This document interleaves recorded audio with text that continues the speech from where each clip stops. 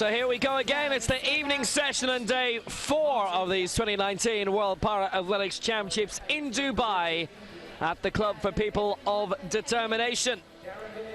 14 titles to be decided tonight. It's been another hot day of action here. Though not a hot day of weather, we've had one of the 5 days of rain that Dubai gets each year, and there's still remnants of it on the track. We had 5 world records this morning, including Hannah Cockcroft claiming the women's 100 metres T34, and surely more coming tonight. We start off as usual with 3 finals in the field. The men's club F51, women's long jump T37 will be sitting on that probably a lot, and the men's javelin throw F46 also.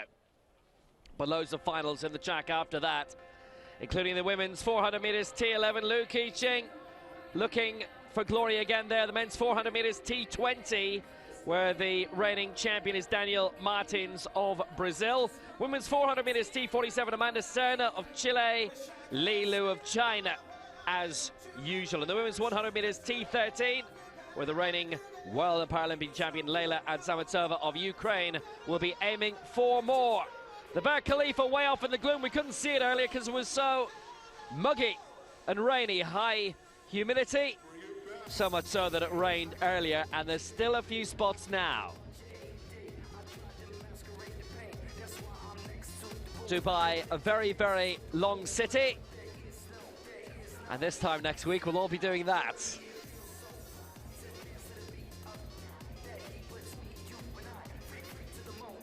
China getting more medals in the morning in the field. 8 golds now.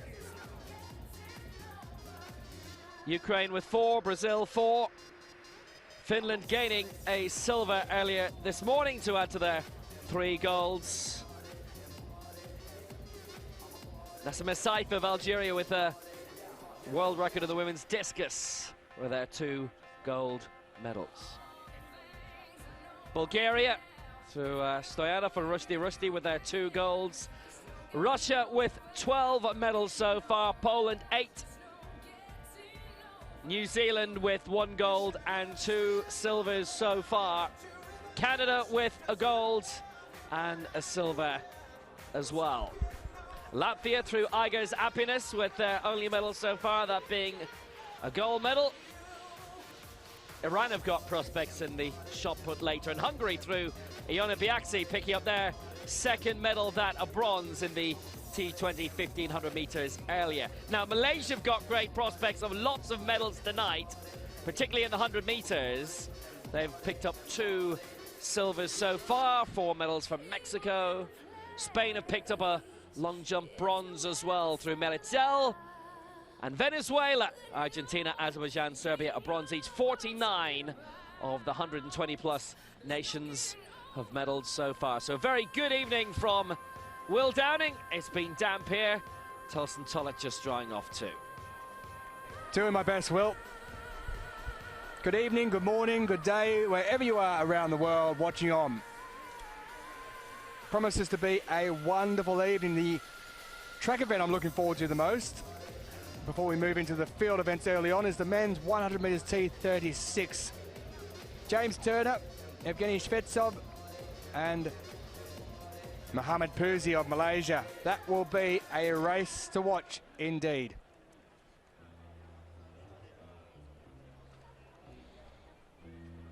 Stadium looking wonderful. Field events to start off with. The men's club throw F51 gets underway in the coming minutes. Also the women's long jump T37.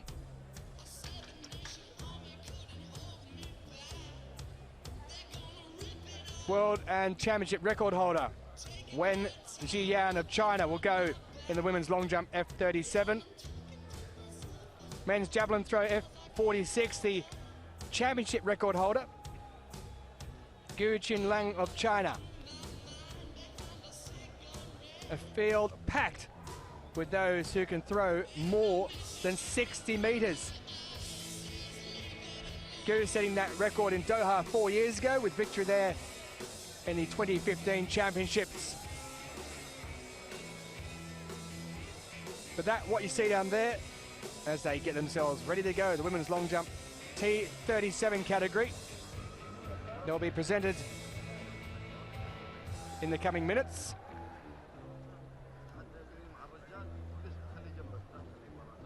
Coordination impairment category. The second least of the coordination impairment. Going from 35 through to 38.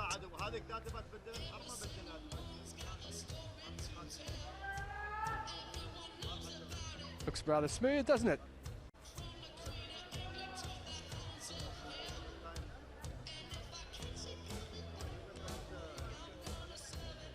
So there's 9 in this field for the women's long jump.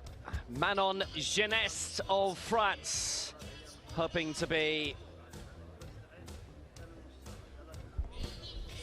emulating the great Mariamne Lefebvre.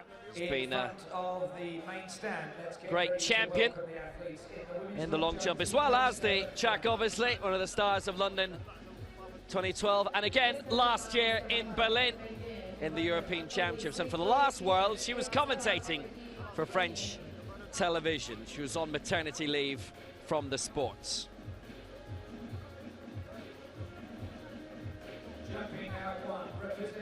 So 4:06 lifetime best set this year for Manon Geneste.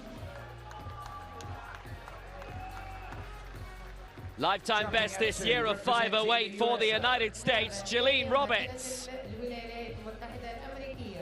Javelin Roberts. Jumping third. But a new world record set at the end of August in Tianjin. When will we see the likes of her again? It's China's Wen Xiaoyan. Jumping fourth, ranked 3 in the world this year. Well, one of the permanent performers, both on the track and here in the long jump, Anna Sapesnikova. And she is back again for Russia after 3 years out. For Poland, Marta Piotrowska.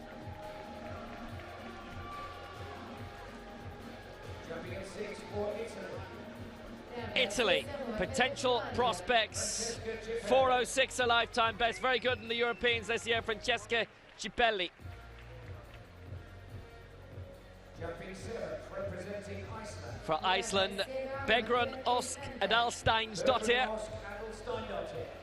Or as she's put down in our printed start list, a bow. Why? For Uzbekistan, it's Sabina Sukhanova.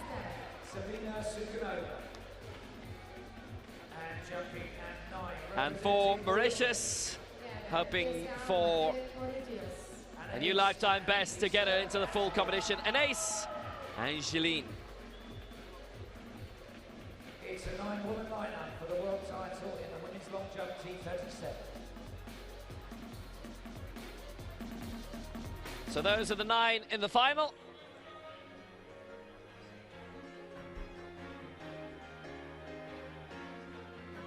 Iceland have actually been very good in the long jump since 2013, the World Championships in Lyon. When then the world record holder, the championship record holder from London 2 years ago, and the one they all have to beat.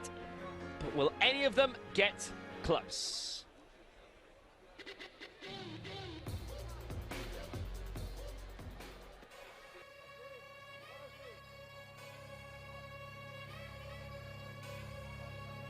In the field, it's the men's javelin throw, F46.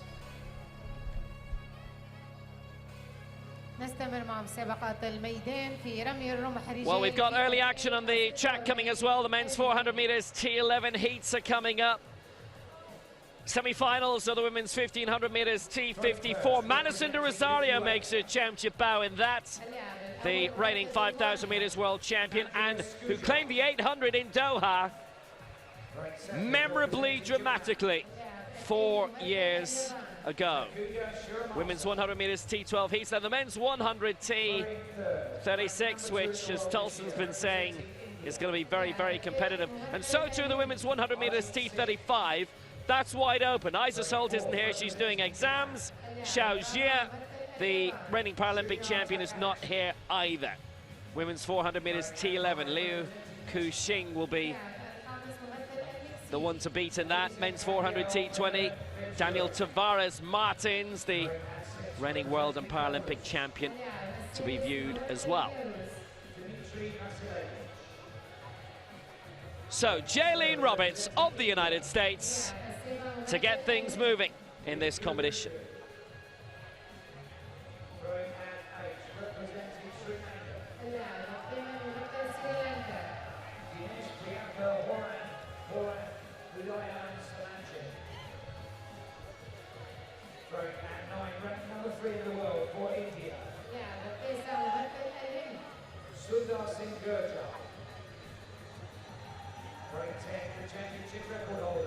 Roberts, who finished in second place in the long jump in London. Well, that's around 4.5 meters. And didn't really touch the board there, but that sets the standard. Based in Spokane in Washington. I grew up in Kenton, Washington, playing basketball, football, competed in athletics and wrestling, but she took up para sports only 2 years ago by coaches Teresa Skinner and David Gregg. And didn't really hit the board there at all, but she's on her way to becoming a teacher now. She gave about 40 centimeters away there, and that's 4:54. She'd have been very close to a lifetime best set this year of 5:08 if she'd hit the board plumb on.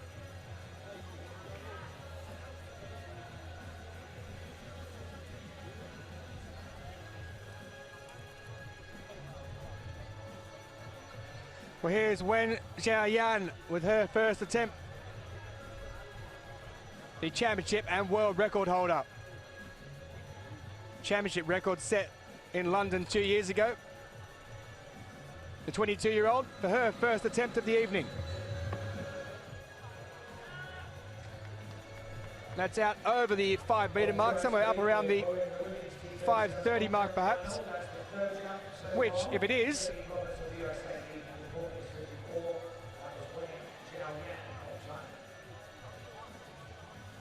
would go past her own championship record. It looks rather good. The reigning Asian Games world and Paralympic champion and the world record holder. Superb.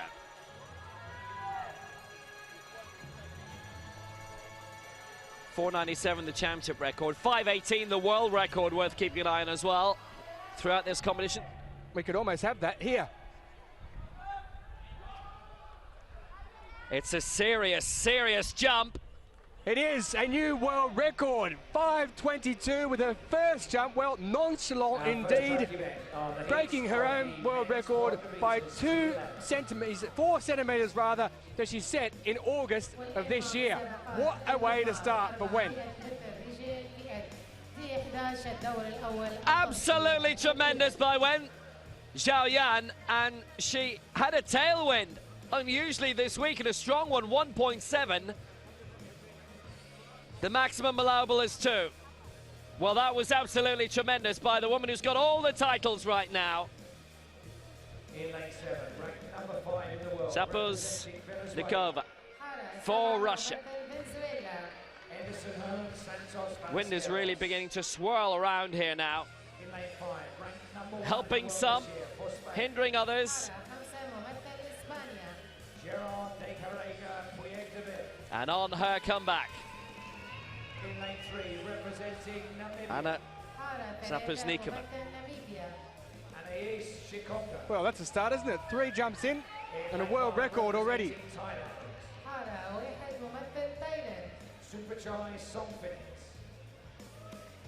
She's the former European champion, but in her last major championship, it was bronze in the Europeans.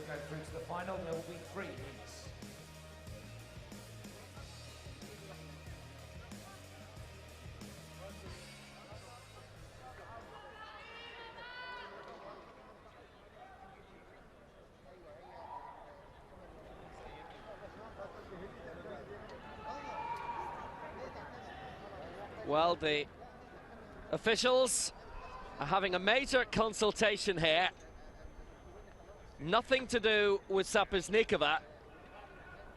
Well, at the first time of watching, I said it looked like it was way over the 5 metre mark. And what they measured certainly looked around what it was. They've now taken the cone away, so it looks like confirmation has come. That was quite a long hold. There was a query internally about whether the measurement was as it was and whether it was correctly called as a world record, but it's been given. So, Sapers Nikova goes now, the former European champion. Chelyabinsk, that's shy of 5 meters. And that, by the way, from Wen Zhaoyan, the 6th world record of the day.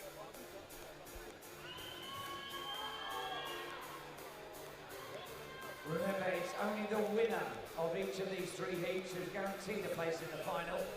And it is the Spanish world #1, Javelin. Well, plenty of room left to Namibia make second, up there for Venezuela 3rd, Thailand 4th. the Russian, Sapers-Nikova.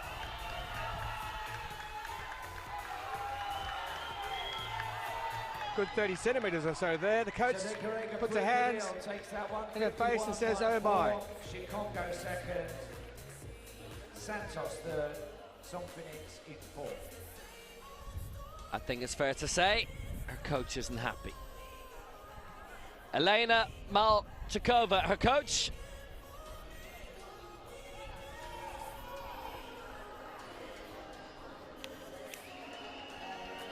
On the scoreboard, you can see the first Appropriate enough name for the moment. Marta Piotrowska for Poland. Just while we've got a second, Jessica Piristaval has won the opening heat on the track in the men's 400 metres T11, so he automatically goes through as a qualifier. So Petrovska heading out towards 4.5. Right now 383 is the bronze medal mark in this opening round. Petrovska, the European champion, claimed in Berlin her first international crown. And actually, ironically, it was her first ever European medal, despite the fact that she's been a World Championship silver and bronze medalist in previous worlds.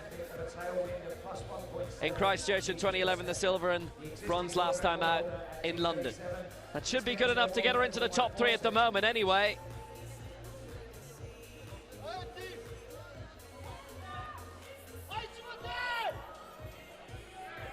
And all of her international medals have come in the long jump, and that puts her 3rd, 4 meters 30 for Marta Piotrowska.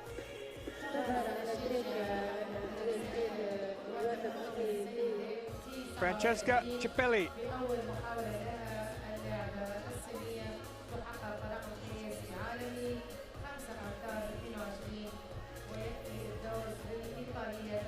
Of Italy with her opening attempt. Took up the sport at the age of 14. Works as a motivational speaker as well as fitting in student work and being an athlete. As you can see, it's obviously a very restricted style with that right arm all strapped up for Cippelli. Well, she's managed to have a smile about that one, knows it's not her best effort. 4:06, a lifetime best set this year.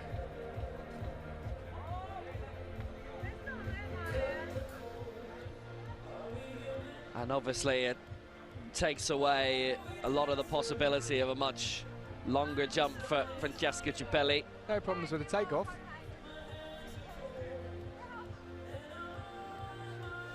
Super slow-mo, head on.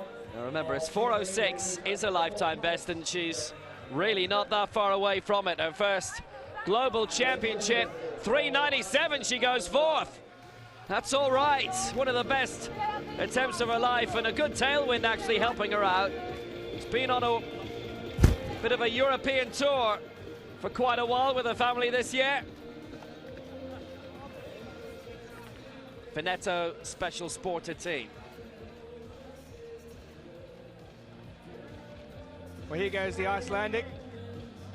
Bergen Osk Alesdundada with her first attempt, the 19-year-old.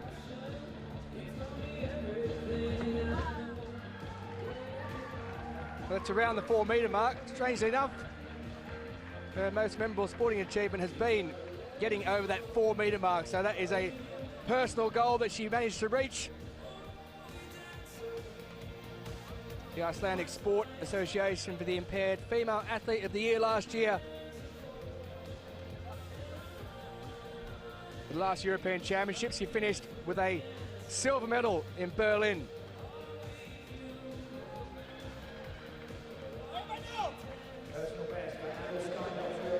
And that is a new lifetime best of 4:27.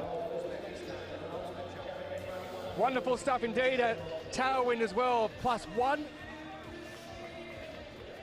Well, she won 3 medals at the Europeans last year, did Adalsteinsdottir. And bounding into action now, Sabina Sukhanova of Uzbekistan. She's not hanging around, is she? Bang! Now, if only every long jump competition could be run like that. Gosh. Sukhanova, she was just out of the blocks. Bounded onto the runway. I mean, look at this. Even in slow motion, she looks fast. Used the board perfectly fine. Plonked down just around 450. Didn't use a huge amount of the board. Gave around 15 centimeters away. Now, that could be a little bit costly. And it's a fair old plonk as well. Obviously, it's a coordination impairment event. But fellow Uzbeks love what they see. 4:25, she goes 5th. If she'd hit the board spot on, you were looking at 4:40.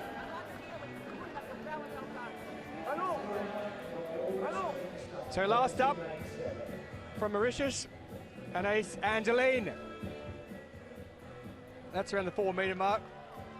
A lifetime best, 3:77.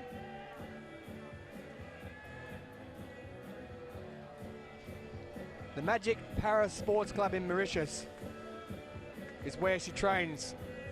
The name alone just sounds fantastic. She's got a little bit of work to do to get up to the board there. She's very, very short.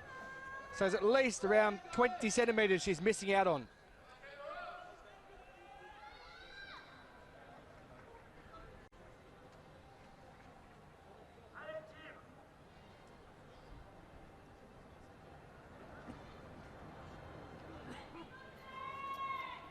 Well, 3:99, she has broken her lifetime best with her first up jump, and she's beaten it by 22 centimetres.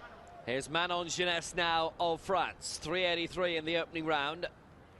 Has her in 8th position. Didn't really use the board, but I think it'll be an improvement anyway. It'll get her among that bank of athletes in the low 4 meters. And a bit more freedom of movement for her. It's the second least restricted coordination impairment movement. Yes, she's nowhere near the board. She's given about 30 centimeters away. That board is 20 centimeters, so certainly 30. The woman in Lyon, who I bet was in the crowd for the World Championships in 2013 at the Stade de Rome. That is bang on 4:25, and she's up to 5th. A lifetime best, so 4 of the field here have done lifetime bests already in the opening round. The para-triathlon world champion in 2016. Javelin Roberts, Caroline's second position, 4:54 with her opener.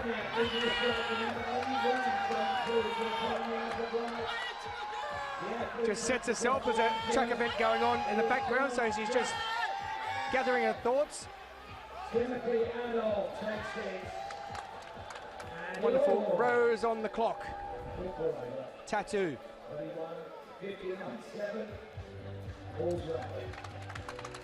Away she goes. And she's lost a bit out there too when she's jumped, I think, maybe 30 centimetres or so further back there, looking at it with the naked eye. A 20-year-old who attends Eastern Washington University in Cheney. Her aim is to become a physical education teacher. Well, that's a good 30 or 40 centimetres. Speaking from experience and being a physical education teacher in the past, it's not a bad career. Returning to the runway in the long jump, the new world record. Is that why you're a commentator now? 5:22 in round one. Talk underwater with a mouthful of marbles, I can. You can do it with 2 mouthfuls. 464, so she improves by 10 centimetres and she stays in second place.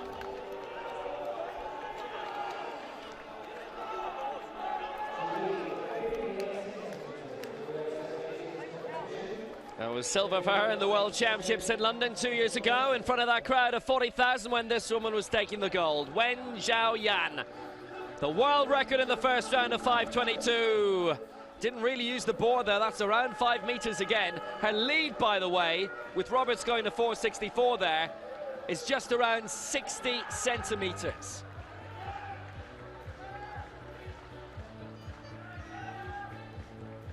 She's well in the mood for it and barely clipped the board. Gave 20 centimeters away there. If that ends up being around 5:03, 5:04, she's just leapt a world record distance, but it won't be recorded as that.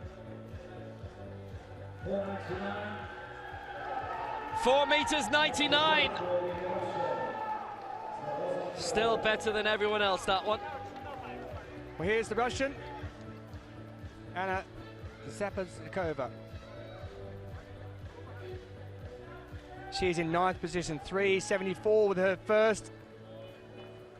Lifetime best of 456, so plenty of work to do. A lot of the athletes are not getting close enough to the board. They're losing 20 or 30 centimetres, except for Wen. That's a foul. She's gone way over the board that time, trying to push the limits. Pushing the limits too far. Won 4 medals at the 2015 World Championships in Doha. She took bronze in this event, but you can see there she's gone a good few centimetres over the board, not by much, but enough.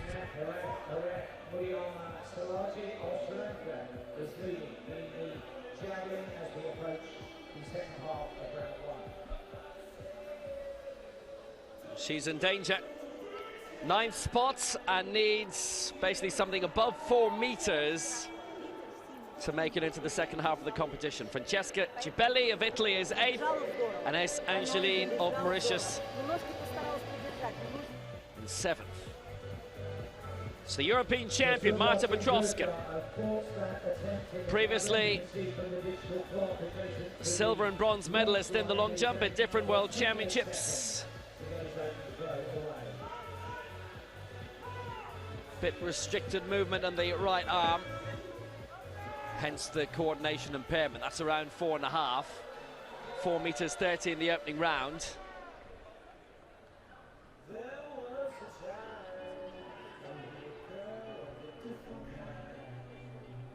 This obviously affects the prospects of being able to use the arms to anchor in the air, get further movement. 4:37 is what she jumped in London for that silver medal, for that bronze. Good chance that's gone beyond it. Season's best, 4:41. Petrovska, bronze medal position.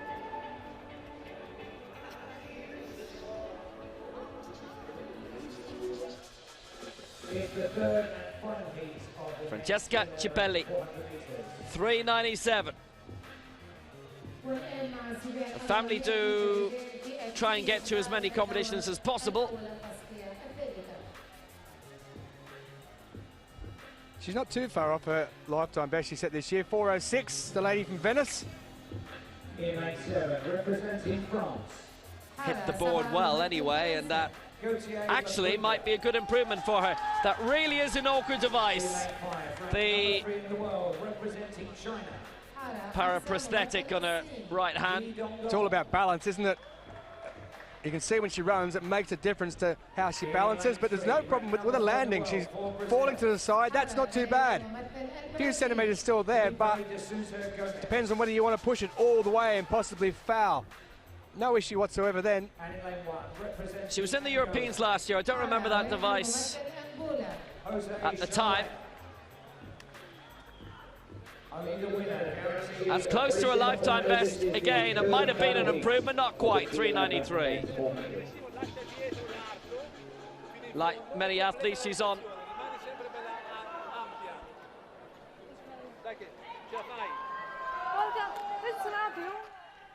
She's on Instagram as Fra Cipelli, by the way, a lot of athletes are. Adalstein's daughter, who had such a wonderful Europeans last year, with silver in the long jump, bronze in the 100, 200, fourth in the 400. They only have about 12 international para-athletes at the moment, but only 250,000 people in the country. Footballers aren't bad. That's around her first round marker, 4:27, which was the lifetime best. And it is a fair jump.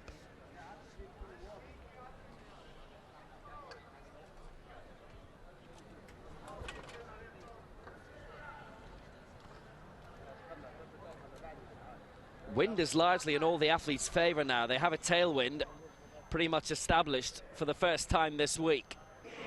So that lifetime best might just be challenged again.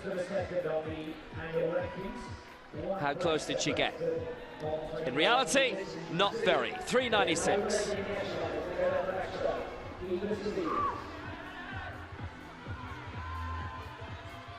Well, that's not moving too much at the moment, but it has been in the favour of the long jump athletes tonight. Completely turned around from what it's been for the past couple of evenings, as Sabina Sukhanova, who's in 6th position, heads towards the pit.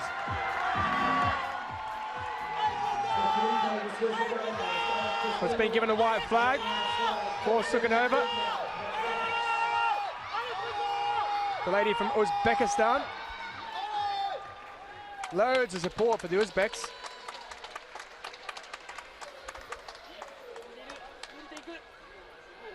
That is a wonderful jump indeed, as far as position goes on the board. Silver at the Asian Para Games last year. 18 years of age, so loads of improvement left in her. 4:06 though, that has not been any better, but look at that, plus 1.9, the wind behind her at the moment. Well, the good news is on Kantback with that 4:06, she goes above Manon Geneste, who's also cleared 4:25, and she climbs a place to 5th. Anne Angeline of Mauritius. Lifetime best in the opening round, 399. Maybe. She's done a little bit better. She's okay at the moment in 7th place. And she's 2 centimeters clear of Francesca Cipelli, who's in 8th. Sapesnikova with the 374. I tell you, if she goes slightly closer to the board there and gets an extra 15 centimeters, she breaks the 4-meter mark for the first time ever. She's given 25 centimeters away there.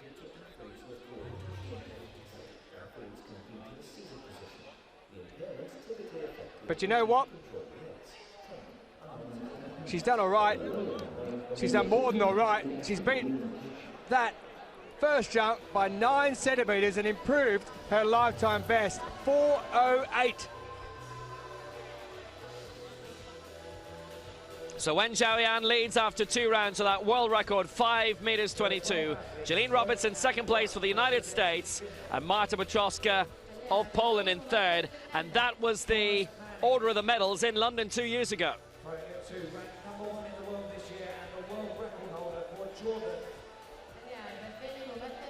Men's Javelin, F46, new field event for you. Baha,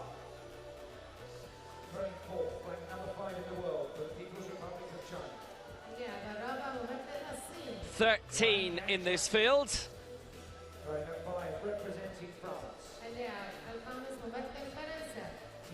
Devendra with the world record, claiming glory in Rio, but he's not in this field. 3R for India though.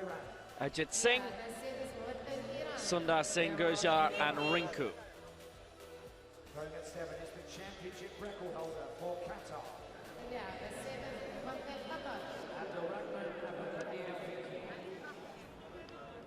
At 8, representing the People's Republic of China. Kazakhstan's Kolganat Bakbergen.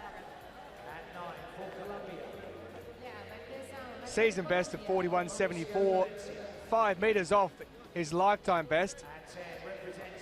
But he's going to have loads of work to do if he's going to get anywhere near the medals, is the man from Kazakhstan. But that's a decent enough effort first up.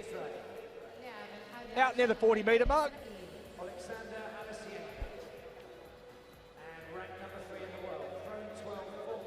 When we get going, though, and see the likes of Gu Chunlang, the championship record holder, it will dwarf that type of throw.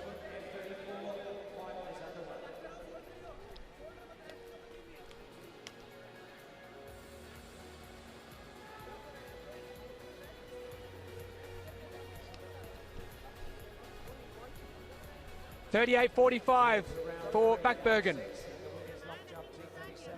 Still that world record performance of Wen Yaojian leading the field ahead of Javelin Roberts and Martin Piotrowska, and it's Javelin Roberts who's just landing her third تظهر على الشاشة مسابقة الوثب الأطول. Don't get the wobbles. This man won't. النهائي. Lithuania's Andres Skuja, his second attempt. وهي حاليا في المركز الثاني. That's out around the 48-metre mark, looking at it from the naked eye.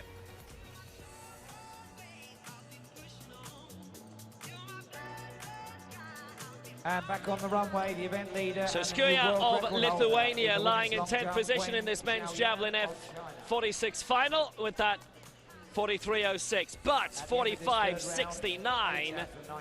And he climbs up into 9th above Tomoya Shiramasa of Japan. And he is next to throw, a chance of instant revenge.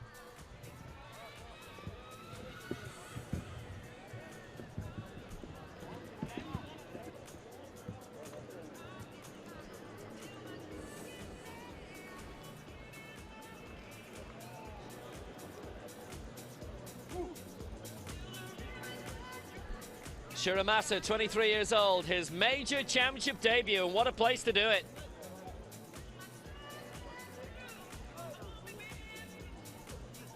Based in Kita, Hiroshima, took up para-athletics in high school. Needs an extra 1.5 meters to get into the top 8. Sent that out a good distance, well beyond 40 meters, there's not much doubt about that. We're in round 2, that was Shiramasa.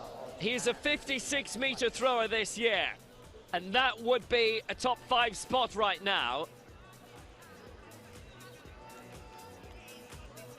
Is with the Oi Nisai Dow Insurance Company team. He's already achieved one ambition in his life, to break 56 meters. He goes up to 8, 50 meters 20.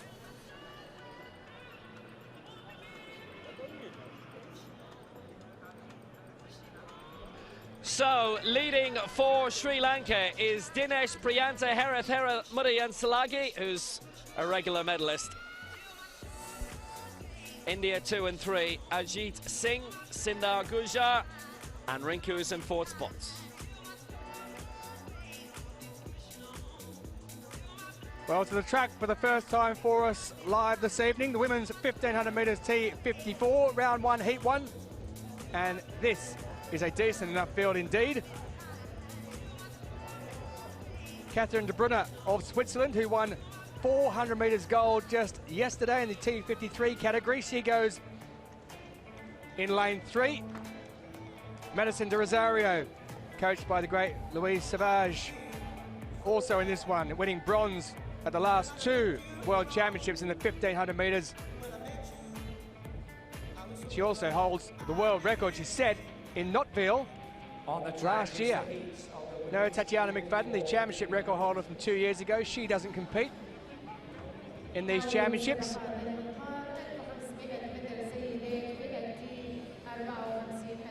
Amanda McGrory does, though.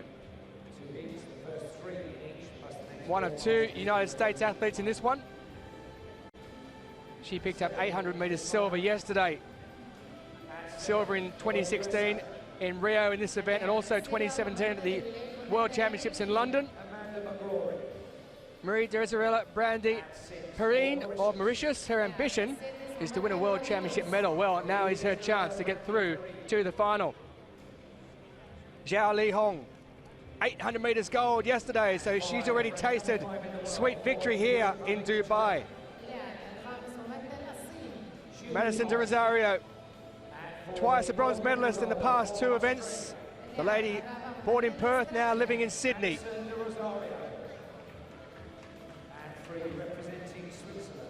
Catherine de Brunner. Well, Zhu took 800 metre gold. This lady won 400 metre gold. Chelsea McClammer, she made the final in the 400 yesterday. She was 4th in this one in London 2 years ago. Bronze in Rio in 2016. And on the inside lane, Canada's Diane Roy, the 48-year-old, has been competing since 2000 in Sydney. In 2010, she won gold in this event in the Commonwealth Games in Delhi.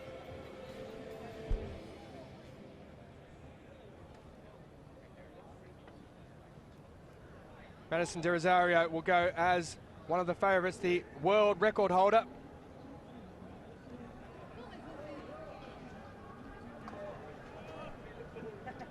And away they go. So they all get away cleanly indeed. De Rosario goes out in front along with Catherine de Brunner. But it is de Rosario who takes the early lead after the opening 100 metres, but she's been pegged back already around the outside by Amanda McGrory, who's looking to improve in this event on the 800 metres silver she picked up yesterday. The first 3 in each of the 2 heats will go through to the final. The next 4 fastest will advance from there as the lucky losers, if you want to put it that way, as they complete the first 300 metres. Amanda McGrory, the 3-time world, 1-time Paralympic champion. Madison de Rosario, the 2-time world champion. And the first one she claimed was in Doha, that terrific, famous, dramatic 800 metres claim. And since then, she's won Commonwealth Games golds in Gold Coast last year in the 1500 and in the marathon. An ace marathoner, bronze in the World Championships in London earlier this year. She's hit the front now. Zhu Li Hong, the Asian Games champion, just behind her, and the 800 metres world champion from this week here in Dubai. De Rosario, dangerous at the front. She's dangerous when she's lying behind as well. Trotting along well. Zhu Li Hong in second spot. Little bit of a movement coming up behind her as well. De Rosario's had a spell at the front. De Brunner's moved up as well from Switzerland, the new 400 metres champion with 2 laps to go. Well, Zhu goes to the front. De Rosario sitting too wide at the moment, just giving his arms a little bit of a breather. So we've got a group of 4 out in front at the moment. There's going to be 3 of those who go through automatically. So out in front is Zhu Li Hong, who sits in the red shirt as she goes through there. De Rosario sitting back in 4th position. Catherine de Brunner, 400 metre gold winner from Switzerland, sitting in 2nd at the moment. De Rosario looked very strong over that first lap and a half to 2, and she's just sitting in behind at the moment. I suspect to just make a move when they come around and take the bell. So Zhu leads. It is De Brunner of Switzerland in 2nd, and also Amanda McGrory, followed by De Rosario as they take the bell. Zhu and De Brunner have already won gold medals so far this week. McGrory behind them, and Madison de Rosario. It's only the top 3 automatically through to the final. 4 to 3 don't go. Now movement on the outside. McGrory and De Rosario both going for it. De Brunner at the moment stuck on the inside behind Zhu. McGrory's had a good tilt. De Rosario's going even further outside, heading in towards lane 3, possibly one of the wheels in 4. But Zhu holding her own at the moment, the new 800 metres world champion, and she claimed her own 800 metres crown, as did Rosario in Doha. They both won separate 800 metres titles. De Rosario in a good position in 3rd at the moment. Zhu's going to go through. So too will the Swiss De Brunner, with a big movement. De Rosario on the outside. And they make it through. 3:28.04. McClammer behind, and McGrory. Well, Zhu takes it.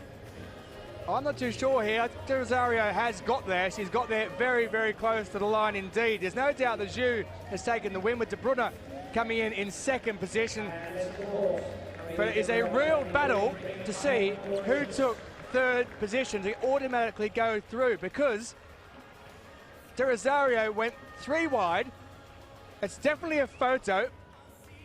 There's no doubt about the first 2, but the question is, who has taken third place and going automatically through? If she's missed out De Rosario, then that would be an absolute shock. The world record holder possibly might not be going through as one of the automatic qualifiers. She had to go wide for at least the last 2 laps, and in the end she struggled around with about 200 metres to go. She looked like she was in a bit of trouble. She tried to straighten up and getting tied up, but she's covered so much extra ground as we wait to see just who has got home in that photo finish for third position. It's taking a bit of time because they are extremely close, and they were separated by Zhao and De Bruyne on the inside. De Rosario has come up third, 3:28.29, but we'll see what happens with fourth.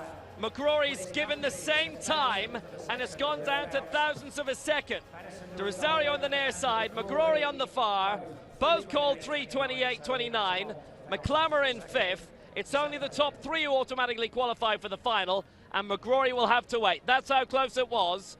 Zhu taking it without a problem. De Bruyne in second. Well, I suspect the issue as well with De Bruyne in the middle there. But we got there eventually, so we've got a dead heat for third place.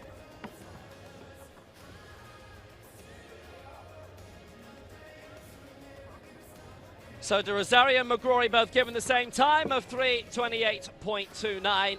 Zhu gets the victory. De Bruyne in second place. De Rosario in third. And McGrory 4. In the men's javelin F46 final. And through mathematics, McGrory does qualify as a fastest loser. That's because of the numbers who are in the second heat. But the way they raced, they didn't know that.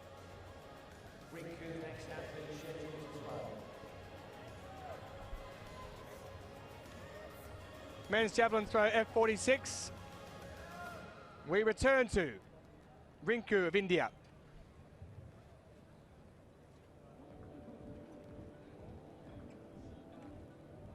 Lifetime best for him of 60.92.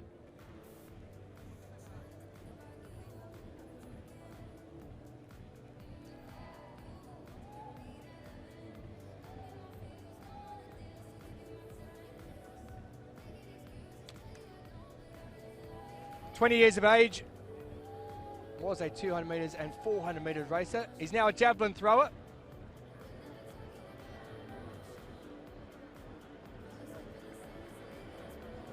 Bronze medalist at the Asian Para Games last year. 4th in this event in London 2 years ago.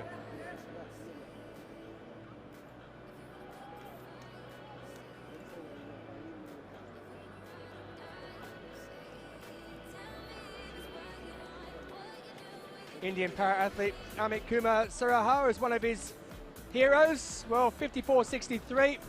His best was his first. He's in 4th position. So that's how it stands. Hedith of Sri Lanka still leads. It's India in 2nd and 3rd, and also in 4th.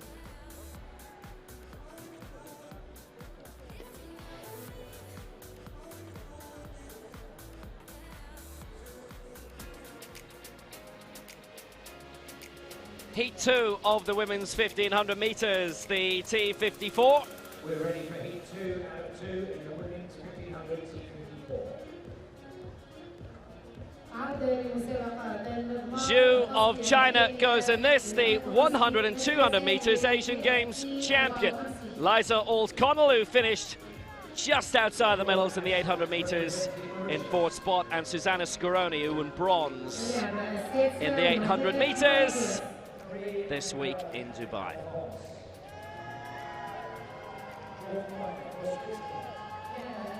Well, there was quite a gap in that first heat. 3:44.22 is the fastest loser at the moment, unqualified. Alphonse 8th in the 800 meters final. Now, this was Patricia Keller once, but it's Patricia Ekus now. Bronze in the 400 meters in last year's Europeans. Bronze in the 15 previously in Swansea in 2014. Scaroni, bronze in the 800. Jessica Vrotten, who's been 6th in the 200, a best world result for Canada. Had the big crash in the Commonwealth Games last year in Gold Coast in the 15 final and missed the marathon as a result. Alongside her, Zhao Jiquan, 3 medals in the Asian Games, all in the sprints. Interested to see how she does in the 1500 here. She's a 3:39 lifetime best for 2019. And silver in the marathon in the Commonwealth Games for Eliza O'Connell for Australia. 4th in the 800 here, 5th in the 100. Took a massive break though, almost 11 years out from the sport, and came back in time for the Commonwealth Games at Gold Coast.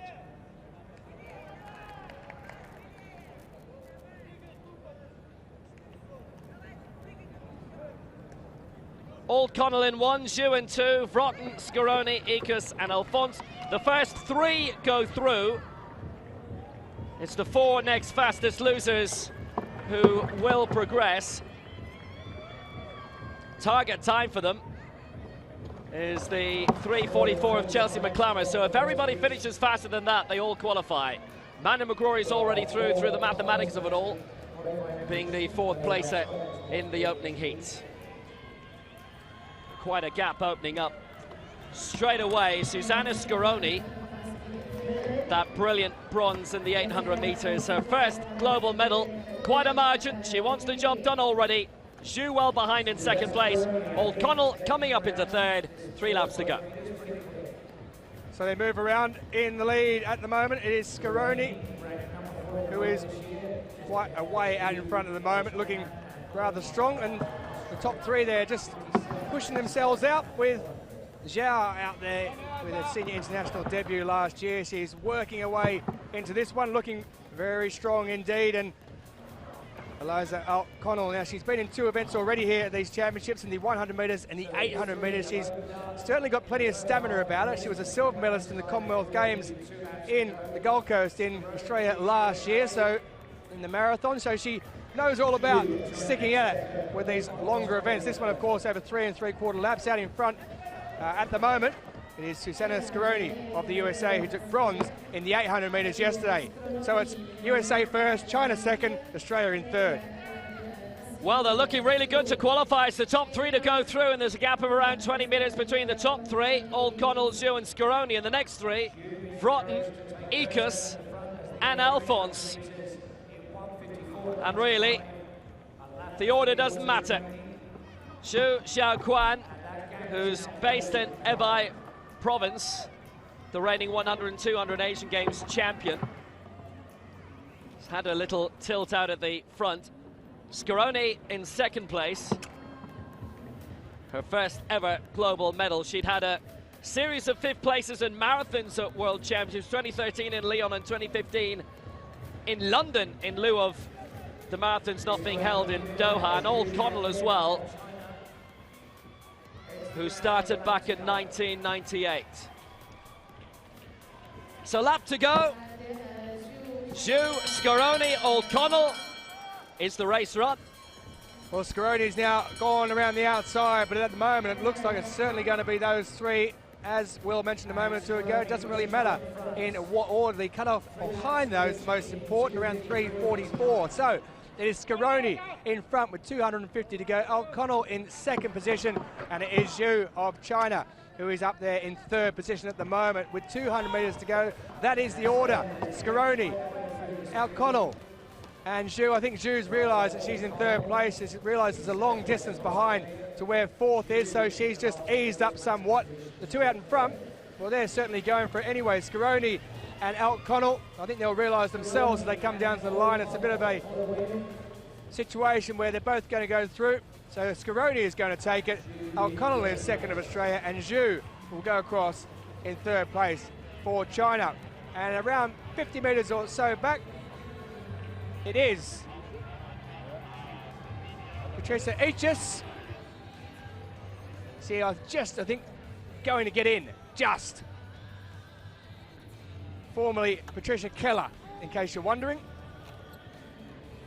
But it is Susanna Scaroni in 3:32.49, who has gone through and won the second heat in the women's 1500 metres T54. O'Connell and Gel having a bit of a smile, realising that they're through, finishing in second and third respectively. And Patricia Aegis of Switzerland.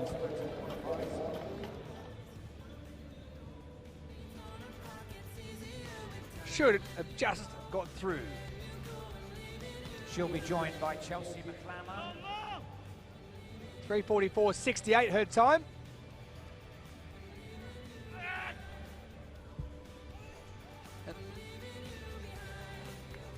So it looks like she's... I think Also, I think Aegis she's is made it Diane Roy by one in the place. final. Diane Roy is through, McGrory through, McClammer through. Should be all right. It's the four fastest losers to qualify. And Patricia She's Aegis just will squeaked be in. And she has, yes. non-automatic qualifier. Well, that to was join hanging the top on, three a bit in dicey. the final. Got away with it.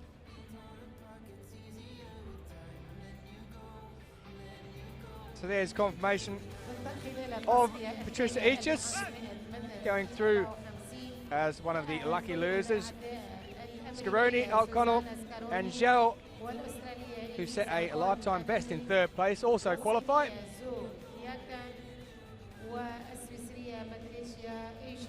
Australia, Switzerland, China, USA and Canada will be represented in the final.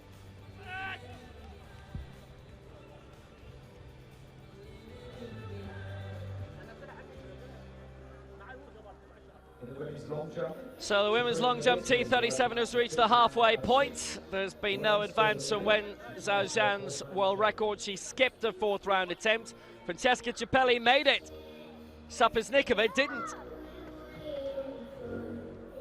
As we begin the penultimate round, Sapeznikova actually went out to 398, Ciappelli to 399 in that third round. She survived.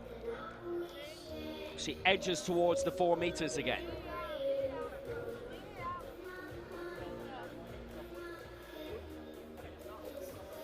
And again, just didn't use much of the board, and there's a bit of a distance given away. Around 25 centimeters, and there's a bit of an irony there because you probably, I'll say certainly would have broken 4 meters had she been plumb on the board. 3:76. She stays in 8th place, but she'd need 4:15. Actually 4:16 to go up into 7th spot. Wen leads 5:22. Roberts in 2nd place. Petrovska in 3rd. In the London finishing order. Dalsteinsdottir in 4th for Iceland, which is a terrific result. We've had a massive lifetime best from Anna Angeline of Mauritius in the 4th round, 4:15. This her 5th attempt. And again, didn't really brush the board much at all.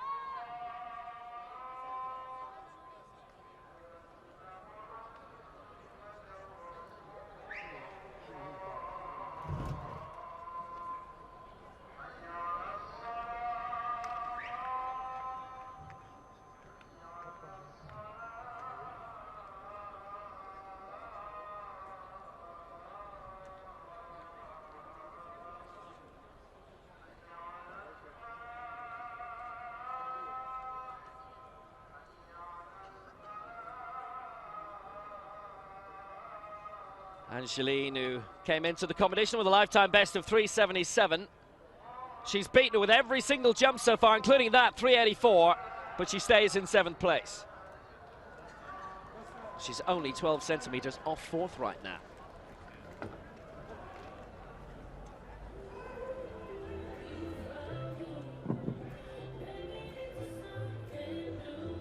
Women's 100 meters T12, it's the opening round.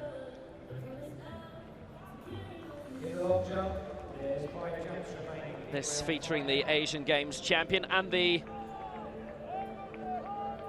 reigning European champion as well.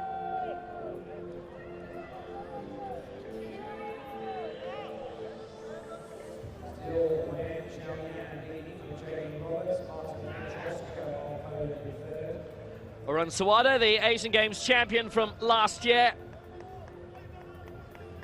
in Jakarta. Batorchuk, who's been European champion, who's actually been world champion over 200 meters in Lyon, and who's already won silver in the 400 meters here.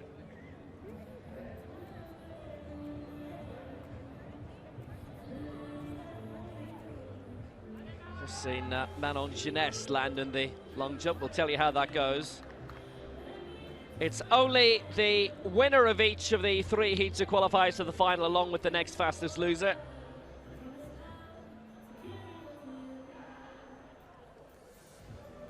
Viviane Soares of Brazil, whose husband, Felipe Gomez, took Paralympic gold in Rio. She's based in Sao Paulo now, having been born in Rio. Oksana Batorchuk, former world and Paralympic champion and reigning European champion. Liang Yanfen, first major championship for her, for the 19-year-old. Orun Sawada of Japan, gold in the 100, silver in the universal relay in Jakarta last year and 4th in the long jump. Her previous major champion at the Paralympic Games in Beijing 10 years earlier.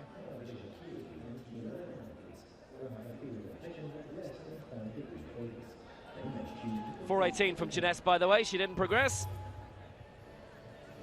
Batorchuk has had a film made about her that featured at the Shanghai Film Festival called Pulse. Sawada yet to have that honor, based in Kita. And her guide, Ruohei Shiakawa. Batorchuk of Ukraine with her guide Mikita Barbanov, based in Dnipro. Silver in the 200 and the 400 in the last Paralympic Games in Rio, and the 100 meters champion in Beijing. Viviane Soares, 6th in the 100 meters in the 2012 Paralympic Games in Rio, her only previous championship. First time she's been picked since then. And Lian Yangfen of China in a major championship bow. Her guide, Zhu Juankang. Suarez's guide, Newton Vieira de Almeida. In this race, he's certainly being in the final. That's the winner.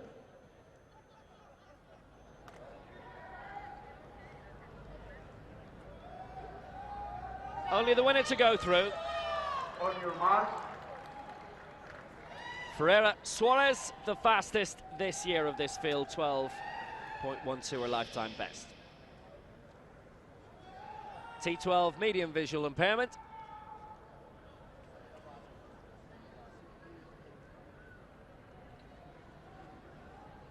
We see the ultimate champion in the final heat. Sawada in 1, Batorchuk 3, Ferreira Suarez 5, Liang 7. Only the winner will progress.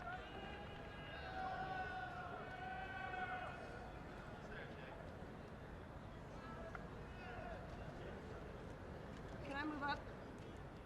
Can I move Six. up for the last one? Solid start by Ferreira Suarez in 5, but now the fight back's coming from Batorchuk alongside. Ferreira Suarez still going, staying out in front. Batorchuk came in late, 12:23 the winning time, and just about nicked by the Brazilian with Batorchuk alongside. Really tight, fine comeback by Batorchuk from Ukraine, 12:22, the ratified winning time.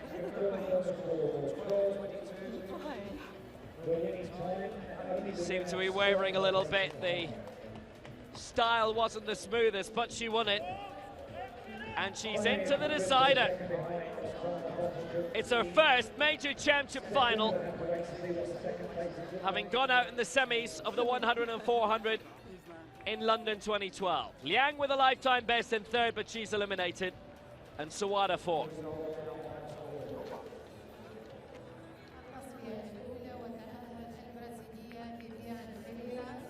Well, what a fantastic start it was by Ferreira Suarez, and Liang not bad either on the near side. But Turchuk actually had the slowest start. Took a while to get into her movement. Ferreira Suarez always in that. Arms waving around a lot. But they were all okay. Got in ahead of the guides first. Ferreira Suarez gets the victory. We're into the final round of the long jump. That's Chipelli of Italy. So the Brazilian making her way through with the guide Newton Vieira. Past her previous 2 rounds.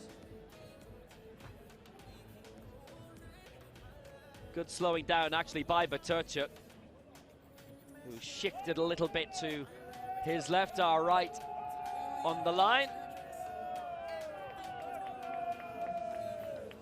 Vivian Suarez qualifies. Baturchuk will have to wait. Liang and Sawada don't have to, they're out, but Liang does have the lifetime best.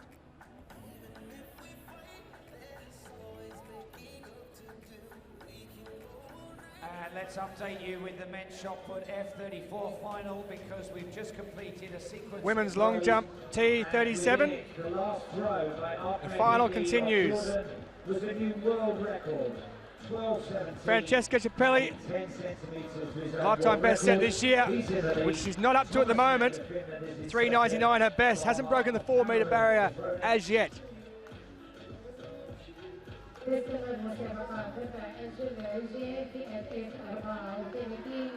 T37 coordination impairment category.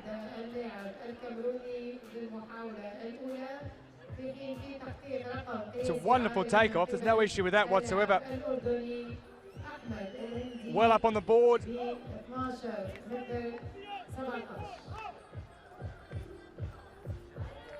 Angeline lurking around in the shadows. Wen still leads.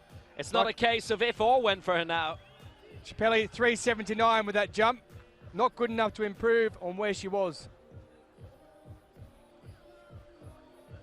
Javelin is partway through to the third round, at the end of which only the top 8 will get 4. Sukhanova about to go. Her final attempt, the Uzbek.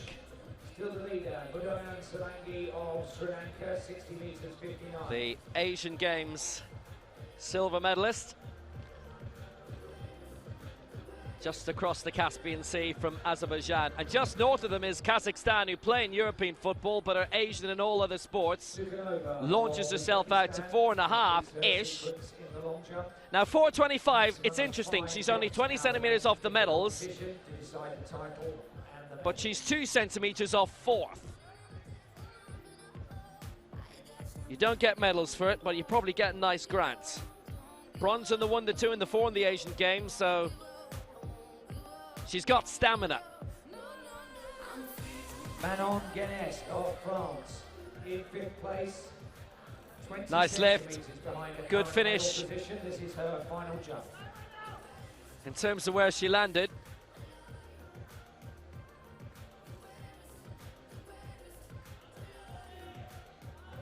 (3.66 meters) and she'll finish 6th.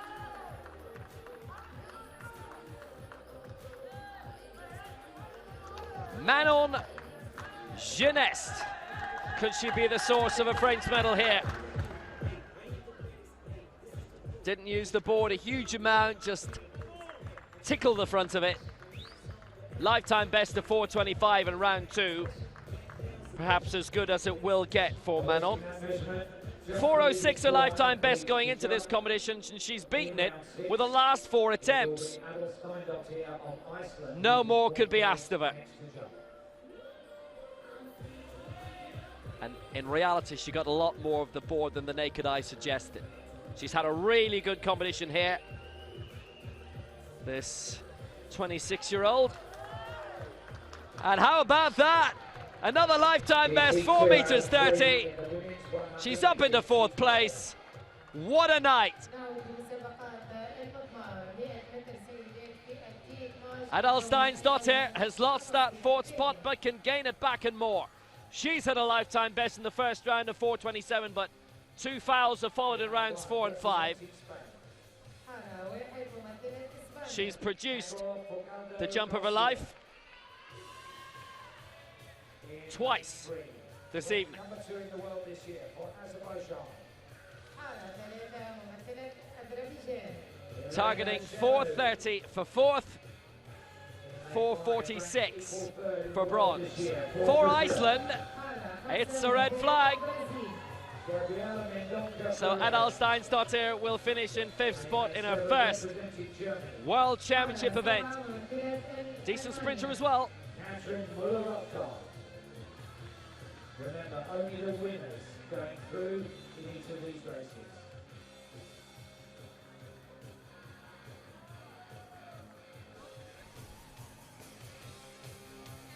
Well, they've got a dozen international para-athletes, and they did really well in Leon, if I remember, with 1 or 2 athletes in 2013. Adalsteinsdottir was a wee slip of a last stand at the age of 12, but hopefully heard about it for more UV. Foul for her to wrap up. Petrovska, the European champion. It's the same top 3 as 2 years ago in London. It's a fair jump. Has she improved on 4:45? I'm not so sure.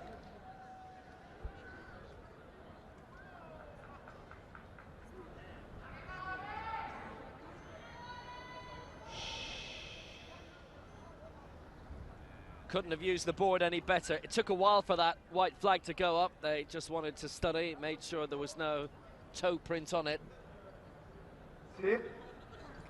Happy landings too for Petrovska.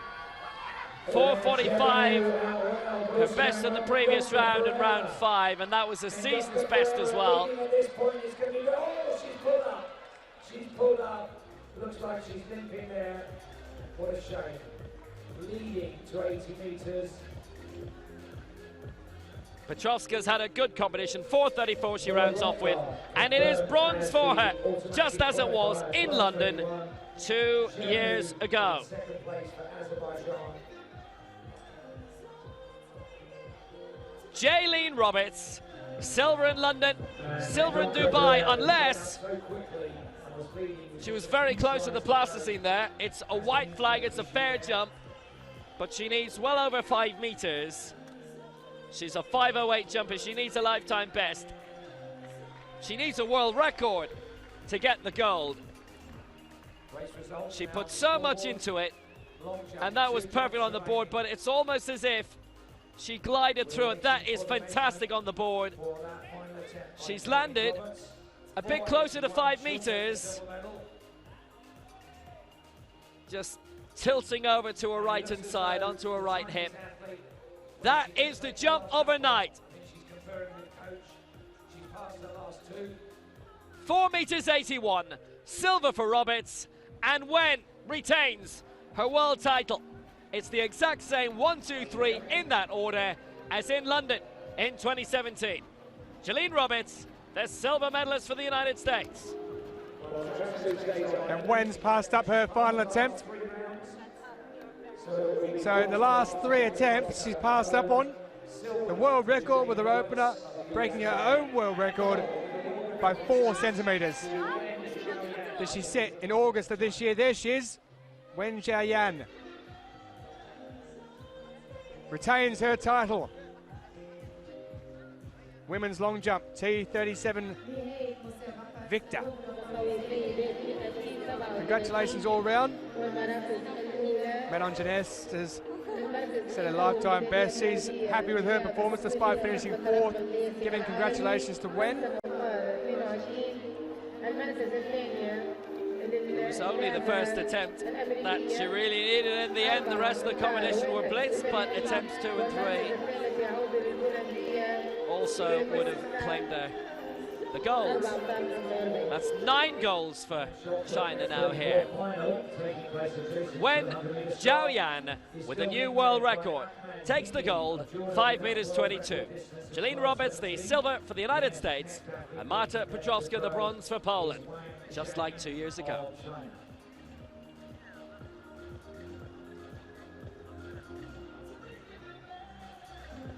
Men's javelin throw, F46 continues.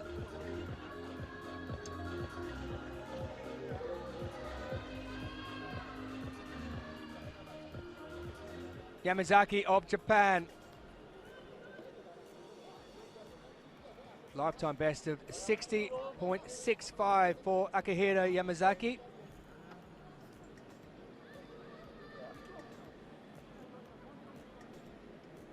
Just gets himself sorted out.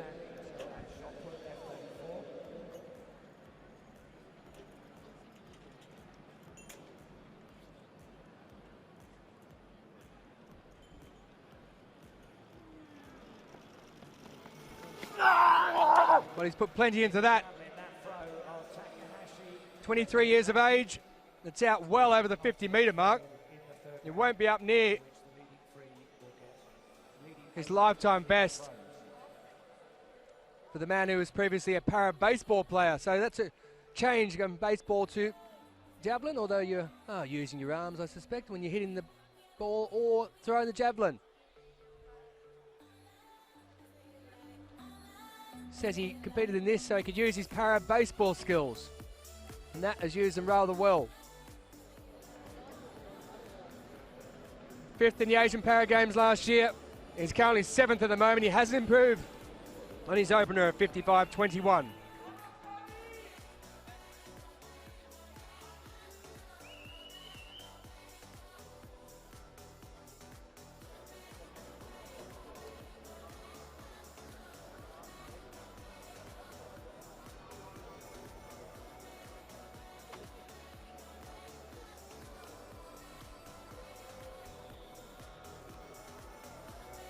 Well, Sri Lanka with the lead. India places 2, 3 and 4. And the top 3 divided by 2.5 metres. Mahmood Ismail has got a different task here. He's 10th, 47.10. He needs an extra 3 meters 10 in order to have 3 more throws.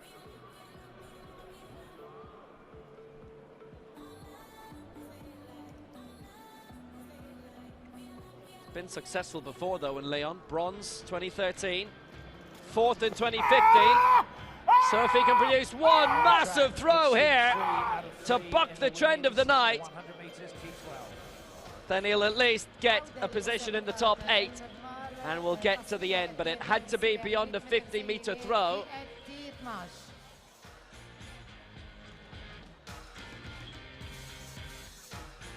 In lane 1, representing Venezuela. حارة واحد ممثلة فنزويلا. Belting throw by Ismail, around 50 meters, needed to be beyond it. I think he might have snuck this, you know.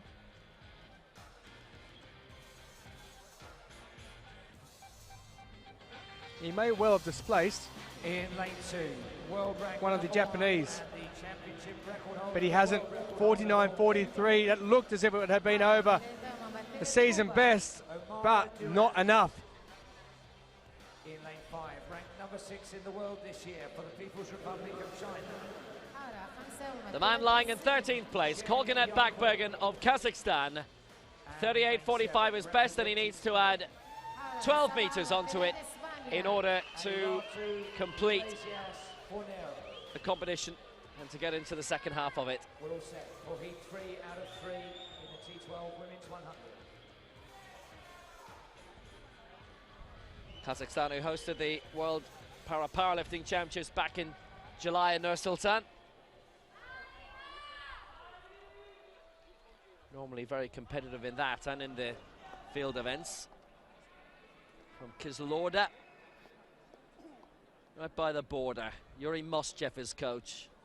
8th in the Asian Games last year in Jakarta in the javelin, 11th in the discus.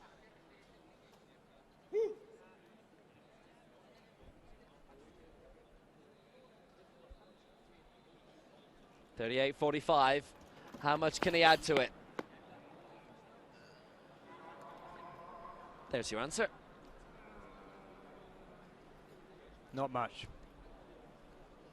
if any. Omara Durand is 0.5 of a second quicker than anybody else in this. Well, Bakbergen lying in 13th in the javelin, and I think he's going to stay there. Then Iglesias. Fornero 11.90. Amara Duran, by the way, has won her heat in the women's 100 metres T12, the reigning world champion, and we will see her in the later rounds. And I'll tell you who the non-automatic qualifier is as it scrolls through on the computer. We're watching Backbergen now, and 34 metres 40. He stays in 13th place. And it is the athlete you've just seen, Iglesias Fornero. So that's it, halfway in the competition. And there's only been one throw from Dinesh Herath Mudayan Salagi. There will be a break of a few minutes in the competition. He's had only one throw, the Sri Lankan, 60-59.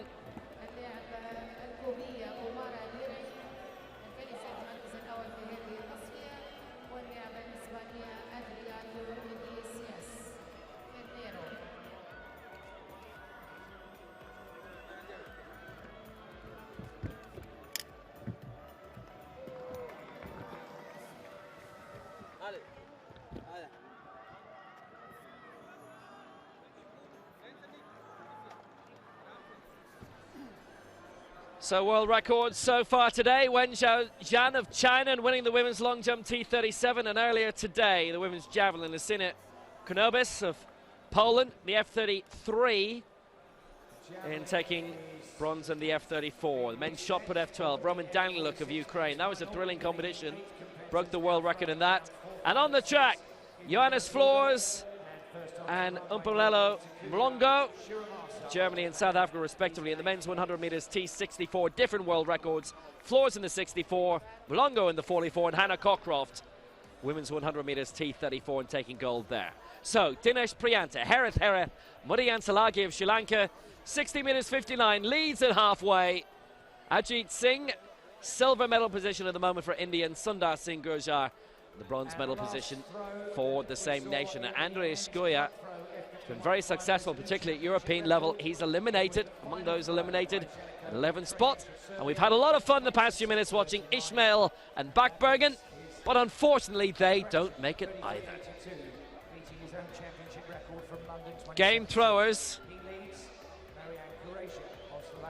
but they've had their moment in the sun at Moon in Dubai. There is Backbergen. Disappointment has set in, realising he's no longer in the competition.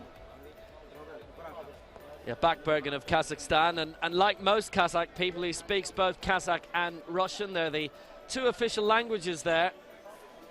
And all the TV broadcasts are in both languages. So if we were working for Kazsport, you'd be speaking in Kazakh, I'd be speaking in Russian, and we'd be doing alternate bursts of commentary on the same channel, but in two different languages. Enough said. As we've time, I can go into even greater detail about this. Well, I can tell you, while we're waiting here for this slight break, that next up on the track is the men's 100 metres T36 final. Don't go anywhere, because that promises to be something special. James Turner of Australia, Mohamed Pouzi of Malaysia, and Evgeny Shvetsov of Russia, along with Evgeny Turnusonov.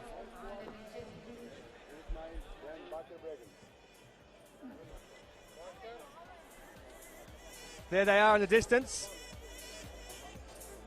as the camera just pans around there to show them.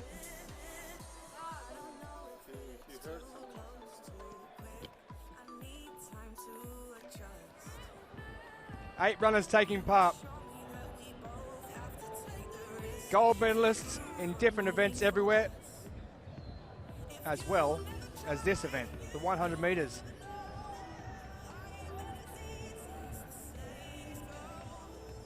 Sometimes you have special moments in sport. This could well be one of them. You're trying to pick a winner, it could be rather difficult indeed. There is the start list. James Turner goes in lane 4. Shvetsov in 8. Tursunov in 9. And just above them from Malaysia, Mohamed Pouzi as well. So 4 standout chances along with Yang Yifi, who won gold in this in London 2 years ago. So, 100-meter final. any of 5 or 6 in this, they've got standout chances of winning.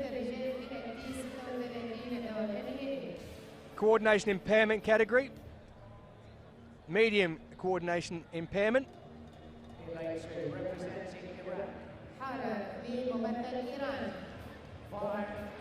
So do expect some fireworks. Karizi, 4th in the 2018 Asian Para Games, goes in lane 2. Harassi of Oman took bronze in the 2018 Asian Para Games. He'll go in lane 3. James Turner, 2017, he won the 2, the 4 and the 800 gold. He won the 800 gold also in Rio. The former para footballer will go from 4. Yang Yifei, the reigning champion, will go in 5. Silver in Rio in 2016. Silver last year at the Asian Para Games as well for the man from China. Alexis Sebastian Chavez of Argentina, 17 years of age, his first major championship, and he's surrounded by some absolute superstars of the sport. What must he be thinking?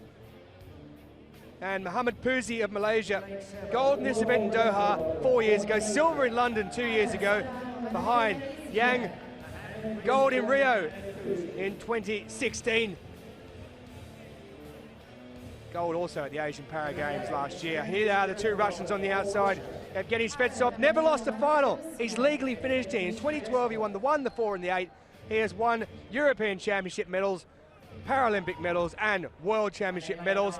And Evgeny Tursunov took silver 4 years ago in Doha. He will go from out in lane 9.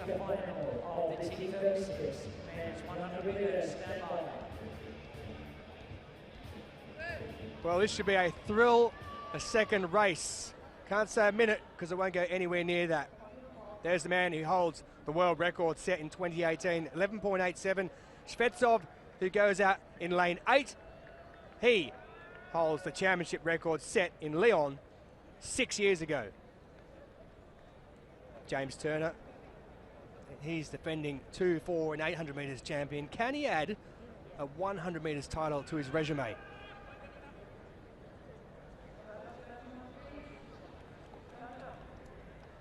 Well, up they go.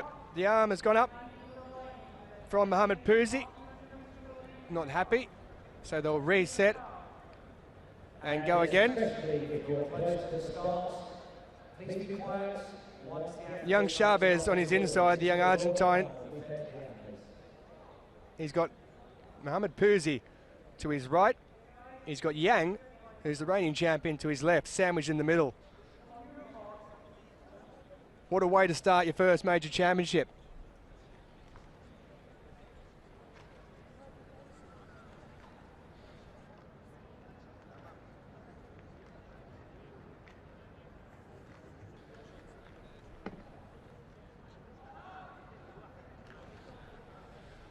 So Muhammad Puzi this time gets set.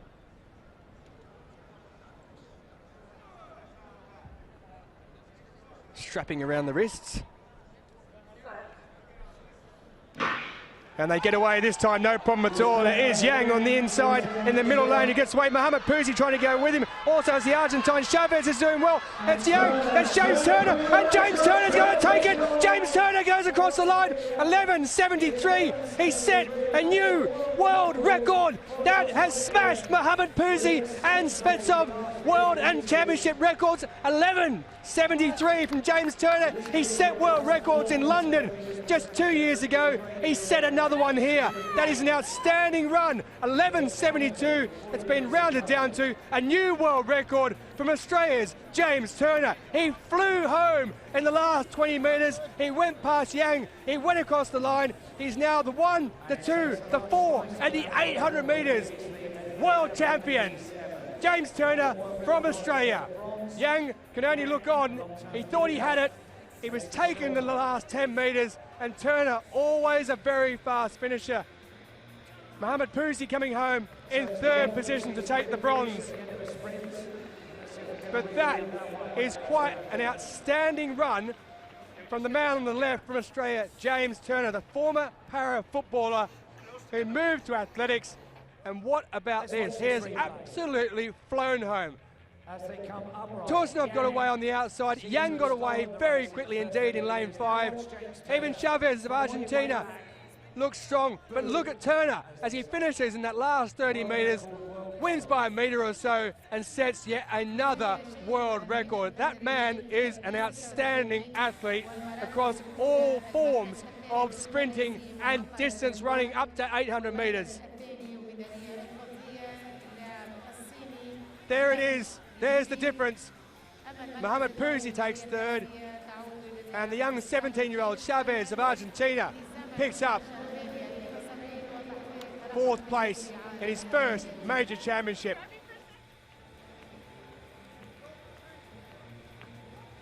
Well, James Turner, world record confirmation, 11.72 seconds it was rounded down to. He's taken plenty off the previous mark from Mohamed Pouzi. Yang takes silver, Mohamed Pouzi picks up the bronze.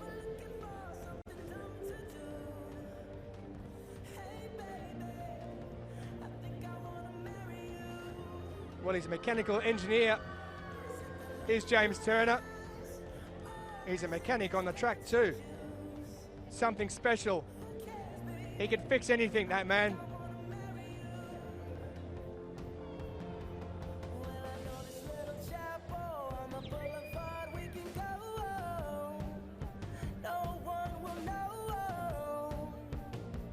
Javelin is into round 4. Top 5 athletes will be the next ones to throw, starting with Shunya Takahashi, who's in 5th for Japan. Well, next up on the track, it's the women's 100 metres T35 final. You can see them getting themselves sorted out for that. His best throw so far, 55.99. We'll also have more in the field as well. Men's long jump T63 coming up a little bit later. No Isis Holt in this women's 100 metres T35. Taking exams back in Australia. But the Aussies will be represented by Brianna Coop, who will go from lane 4. Yes, it's been such a competitive category down through the years. Corso emerging in 2013 at the Worlds, Lyle in 2014 at the Europeans, Holt in 2015 at the Worlds in Doha, but she's not here, and neither is Zhao Jie, the Paralympic champion. But Australia well represented through Brianna Coop, Commonwealth Games and world bronze medalist. So it's open, this, very open. Maria Lyle, Oksana Corso, maybe even Coop. T35, the most affected of the coordination impairment categories. Here's the 7 in the final. In lane 3 for the Czech Republic, the former cycling time trial and road race World Championship silver medalist Lenka Karatova. In lane 4 for Australia, the 2015 World Championship bronze medalist in the 100 metres and the Commonwealth Games bronze medalist in the 100 in Gold Coast, Brianna Coop. In lane 5 for Poland, the reigning European 200 metres champion, Jagoda Kibil. In lane 6 for the Netherlands, the European silver medalist in the 100 and the 200 in Berlin last year. Originally from Rotterdam, Nienke Timmer.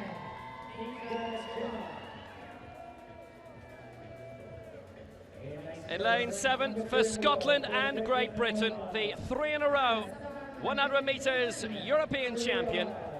Silver in the 1 and the 2 in 2015, bronze in both in 2017, Maria Lyle. In lane 8 for Italy, the double world champion in the 100 and 200 in 2013, Oksana Corso. And in lane 9 for the Czech Republic, bronze in the shot put in the Europeans last year. On the track, 4th in the 1 and the 2 in the Europeans in 2016 in Grosseto. Anna Luxova kisses her running shoes before each race. She's Lucky Charms of a turtle and a jingle bell. And it's wide open. Isis Holt isn't here. She's got exams this time of year. She's 18 now. She's got priorities elsewhere. Maria Lyle, who's never won an individual title at world level, and neither is Ninka Timmer. Karatova 3, Coop 4, Kibble 5, Timmer 6, Lyle 7, Corso 8, Luxova 9. The final of the T35 women's 100 meters.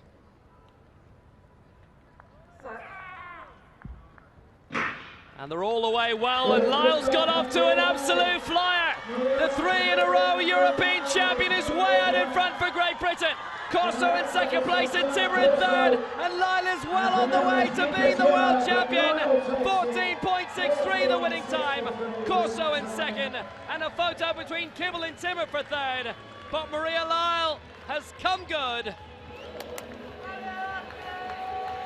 She was in the 4x100 meter gold medal side in 2015, but on her own account, she is world champion for the first time. 14.62, lives in Dunbar with East Lothian and works in the Scottish Parliament as well. Oksana Corso, a great result for her as well. First time that she's got a global medal in 4 years, and Timmer just edging the bronze medal ahead of Kibble for the Netherlands. But Maria Lyle, she emerged in 2014 and looked as if the world would be her oyster, and then along came Isis Holt. Well, now she is world champion. She's had a bit of a wait. She was favourite coming into Doha, was Lyle, but Holt bagged the booty then. Lyle shot clear and was always looking good all the way. A major margin over Corso. Delighted in her own right to be the silver medalist, having done the double in Lyon in 2013. It's the category that keeps emerging new great names pretty much every single year. Men's javelin F46 Corso taking second, but look how close. Silver, bronze and fourth were in the end. Kibble could have taken the silver. Fourth in the end for Poland. Timmer in third. Corso second, and Lyle had a little look at the clock. Just looking to see whether the event World record not in any doubt, but it's not about records. It is about medals, and Lyle has got the gold. 60 meters 59, and he's passed. So we move into round 5. 14.62 the winning time. On the day that Hannah Cockcroft has claimed gold herself. Maria Lyle gets Britain's third gold medal in Dubai, 14.62. Corso the silver for Italy, and Timmer the bronze for the Netherlands. In a lifetime best time, Kibble edged out in Those fourth. are the standings of the javelin as we go into round 5 out of 6.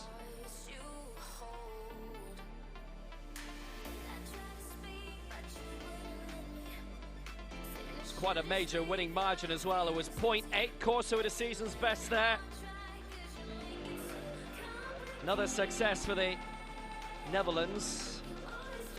And they pick up a bronze, maybe to make up for the one that Marlene van Ganswinkel was denied. And actually, she's in the crowd there, I see her. She's right in the left of your picture. Disqualified late on after her final couple of nights ago.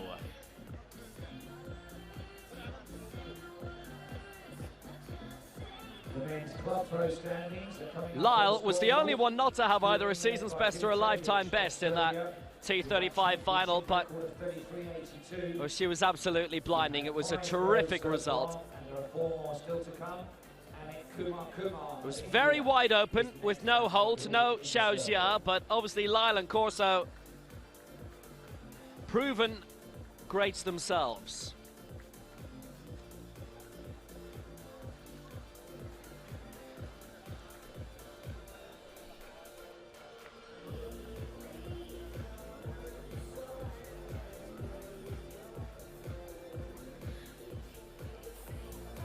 Men's long jump T63. Just about to get underway. The athletes being presented down there, as you can see. in a field that contains the likes of Ntando Malango of South Africa, the T61 record holder, and Leon Schaffer, the world record holder in the T63 category. Daniel Wagner, championship record holder in the T63. Luke Sinnott of Great Britain, the last of the athletes there.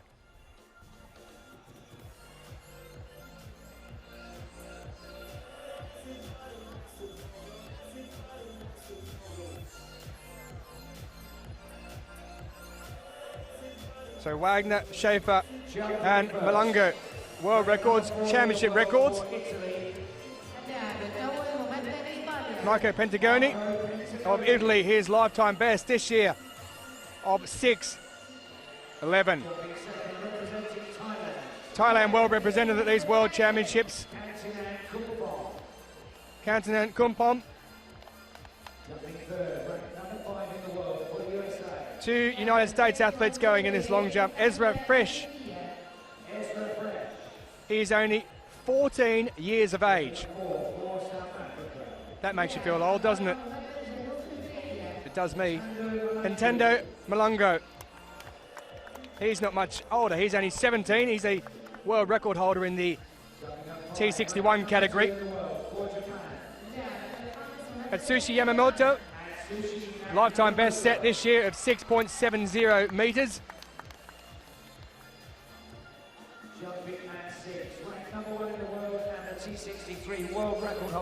This man knows a thing or two about records. Leon Schaefer,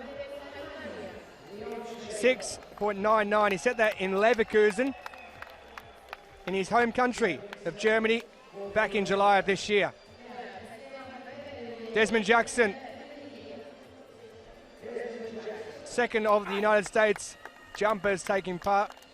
And from Indonesia next to him, it's Mulyono.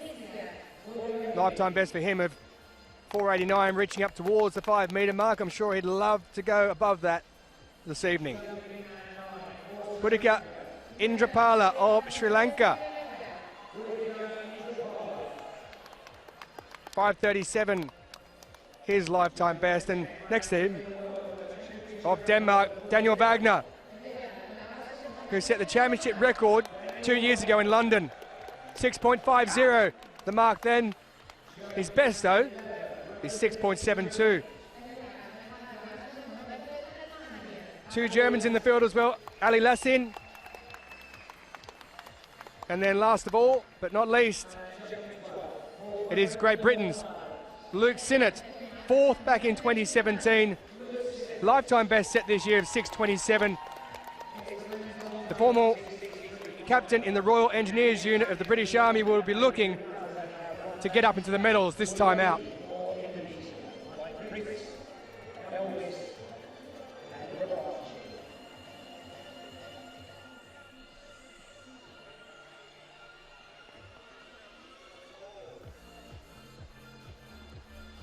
So that's the field. We'll be featuring that a lot for the remainder of the night. T63, one of the newer categories for the single above knee amputee.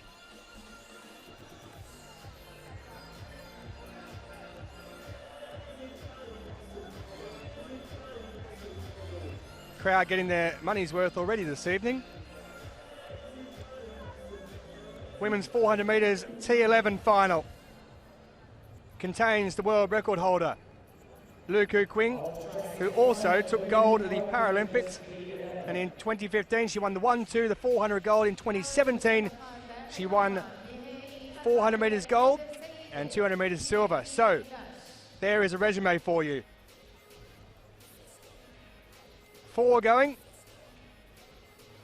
This is the complete visual impairment category, so guides are compulsory. Julia Carol dos Santos of Brazil, 4th in London 2 years ago. Bronze medalist in London also back in 2012 in the 100 metres, took up parasport age 12, 16 years ago. This lady though, the world record holder, the championship record of the great Teresina Gilmahina, set in Lyon back in 2013, may well be under threat this evening.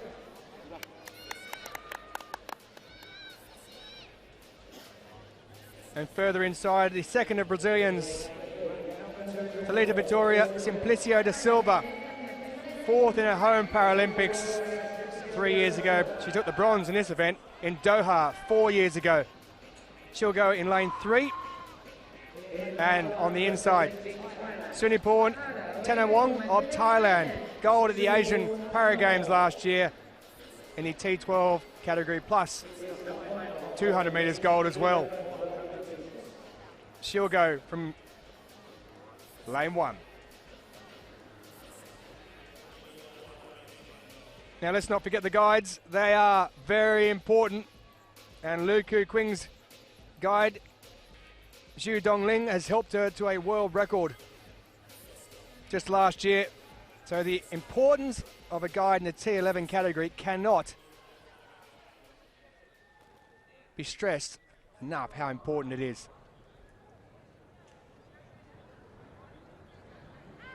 The tethering, the talking, the ability to keep up with the athlete, and the knowledge of what's going on around them makes them every bit as important as the runner themselves.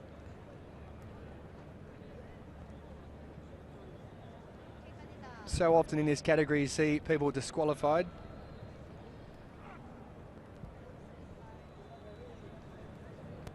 And the guides quite rightly pick up a medal along with the athletes if they so win one. So we're ready to go in the women's 400 metres T11 final. Tenawong goes in 1, Simplicio da Silva in 3, Liu of China in 5, and Dos Santos, the second of the Brazilians, goes in 7. And it is Lu Ku Qing who's got away very quick indeed, already up on the outside shoulder of Dos Santos of Brazil and moving down the back straight with around 250 metres to go.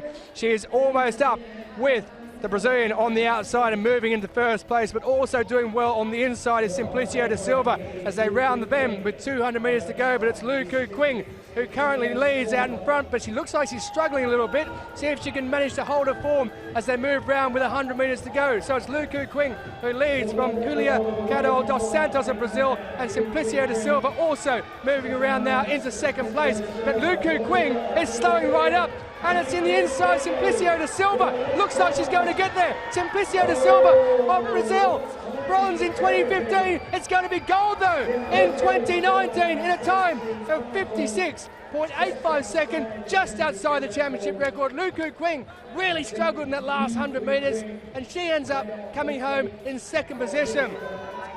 Well, I said as they were coming around with around 150 metres to go, she looked like she was losing it in a stride. She looked like she was in a bit of trouble. And Thalita Vitória Simplicio da Silva, a new lifetime best of 56.85. Lu coming in second place. Tenawong of Thailand picks up third, but Lu, as you can see, really struggled coming down that home straight. The guide was trying to push her along.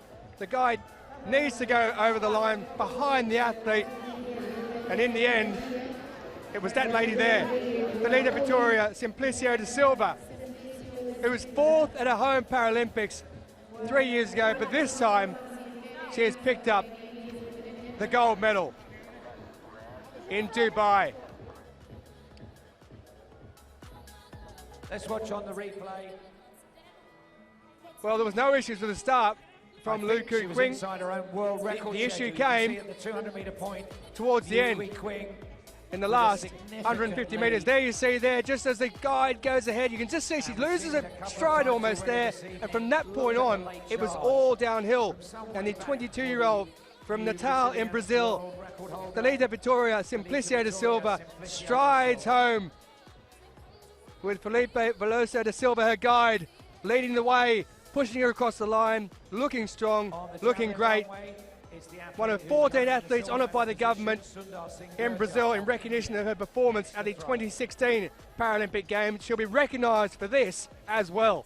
A gold medal, World Championship winner, Thalita Vitória Simplicio da Silva. So confirmation of a lifetime best for the Brazilian, 56.85. Lu Ku Qing picks up the silver, and Tenawong A lifetime best also of Thailand comes home in third. So the men's long jump, the opening round, T63. Long jump is underway. The current standings in round one displayed on the scoreboard.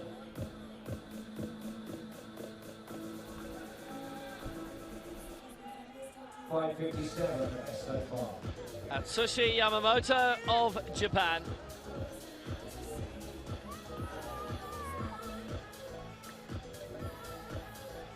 Tanda Malangu of South Africa is the leader of this right now. Third and second is Javelin final. Sri Lanka still in gold. Ajit Singh of India. 670 is lifetime best this year. That would be more than enough. Yamamoto on the way now. Oh, and he went flying there and he tilted quite a bit. The man from Osaka, home of a previous World Athletics Championships and the former world champion twice over in Lyon and in Doha.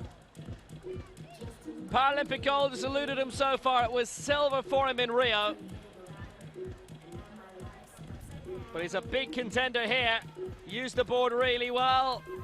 How he flew in the air. Didn't use the board at all in the end. 20 centimeters given away straight off. Looks good for the lead. Or close to it. Malango on 5.57. Yamamoto's absolutely smashed through that. Yamamoto into the gold medal position. 6.39 for Japan. And that sets quite the early standing.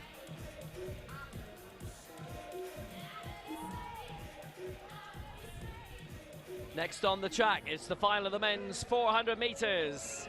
T20, the intellectual category. 7 of the 8 in this have won major championship medals. The reigning Pan Am, World and Paralympic champion Daniel Martins of Brazil. And he's aiming for the 3rd world title in a row over the 1 lap distance. But also in this, the world silver medalist Delibert Rodriguez, Damian Carcelin.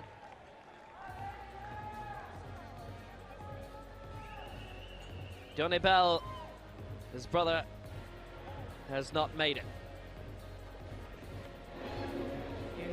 So lane 9 for France, 8th in the 400 meters final at the last World Championships in London. Charles-Antoine Kouakou. In lane 8, the Pan Am silver medalist and the Paralympic silver medalist in Rio, Luis Paiva of Venezuela.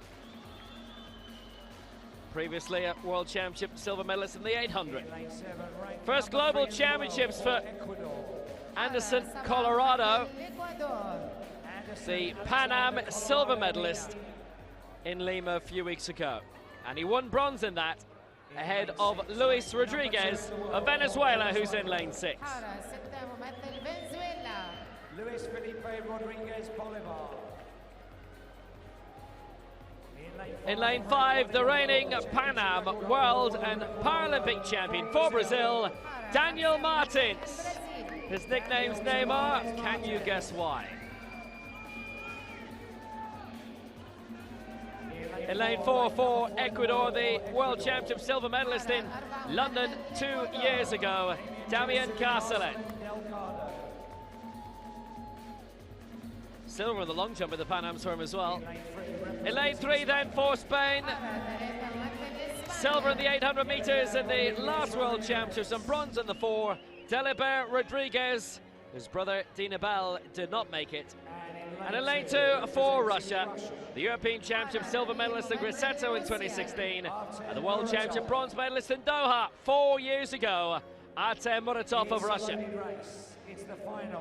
Daniel Martins setting a new world record in Sao Paulo back in April of 46.86.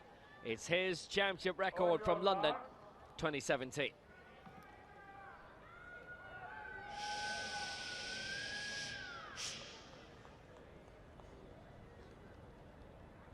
Muratov in 2, Rodriguez 3, Castellan 4, Martins 5, Luis Rodriguez 6, Anderson, Colorado, Mino in 7, Paiva in 8, Kouakou in 9.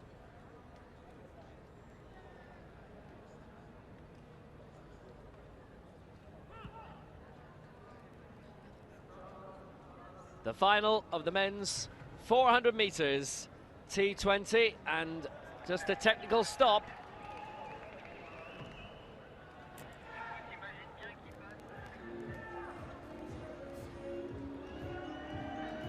T20, the technical intellectual category.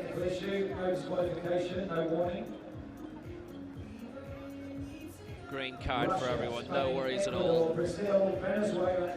So Kouakou, the man, if you like, with least experience in the field, he hasn't won a major medal yet.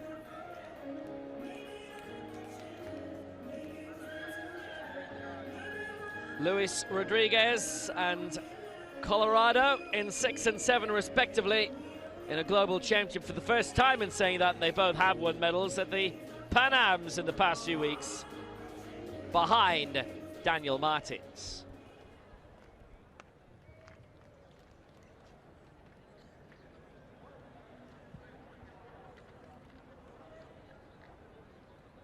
Muratov in 2, Delabert Rodriguez in 3, Castellan in 4, Martins 5, Luis Rodriguez 6, Colorado 7, Paiva 8, Kouakou in 9. The final of the men's 400 meters T20. Away this time, and what a start in 7 by Anderson, Colorado of Ecuador, with that silver medal in Lima a few weeks ago, and Luis Rodriguez going well, the man who edged just behind him ultimately. It is Daniel Martins in 5, the defending champion in this, who's going a really good track at the moment, but also to Luis Rodriguez in 6. Colorado's beginning to fall back a little bit. It's going to be interesting when they straighten up. Daniel Martins will be well to the fore, there's not much doubt about that, but he's got a big fight on now. Castle alongside, and Daniel Martins puts the foot down and goes for home for Brazil to defend his title successfully. Moving up is Colorado for Ecuador, but 47.63 is a new championship record for Daniel Martins. He's done it again, and it is 3 world titles in a row and 4 global crowns in a row for the Pan Am, Paralympic, and again, world champion. 47.62, the new championship record. Colorado with the silver for Ecuador was making good ground. Luis Rodriguez for Venezuela did come up to take the bronze. He was looking good for a lot of that. But Daniel Martins so strong in the final 100 meters. And he takes the crown again. He's broken his own championship record from London 2 years ago by 0.04 of a second. And it's the top 3 in the Pan Am final who get the medals here again and in the same order. Daniel Martins kept a very good pace throughout. A solid start by Luis Rodriguez and Colorado Mina, and actually Paiva as well for Venezuela. But when they came in towards the closing straight, Daniel Martins way out in front, and what a fight back by Anderson, Colorado, who was down in 4th at one stage, shot up to take 2nd. Rodriguez, Luis Rodriguez in 3rd, with Castle in 4th for Ecuador. The top 4 all from South American countries. Kouakou, the top European in 5th. Castellan had a major lunge to try and get the bronze to upset the Para-Pan Am results from Lima. But Daniel Martins scoring a terrific victory. Daniel Tavares Martins, more than a champion. Daniel Martins takes a championship record, 47.62. Anderson, Colorado, the silver for Ecuador, and Luis Rodriguez, the bronze for Venezuela. سيطرة ألمانية في المحاولة الأولى برقم 6 أمتار 90 ويستعد اللاعب الألماني علي لاسين للمحاولة الأولى.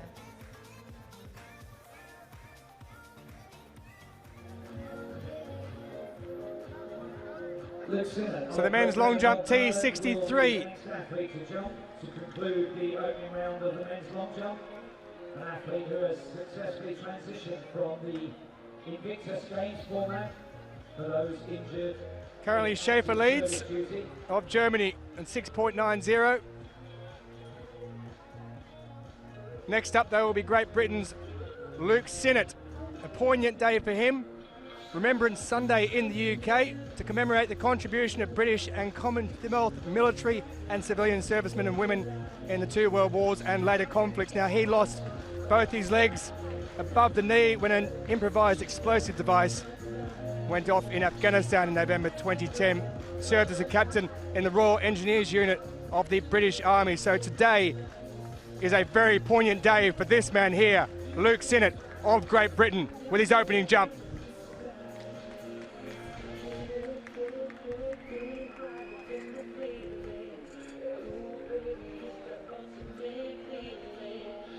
Well, the white flag's been given for Luke Sinnott with his opening jump.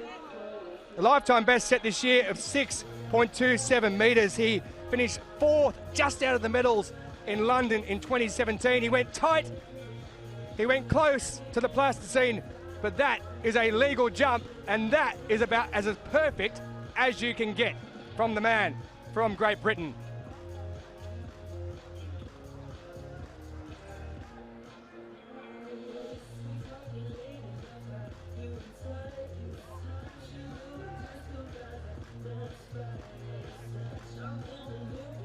So Sinnott's opening, he's in 3rd position, 5.57 for his first up jump.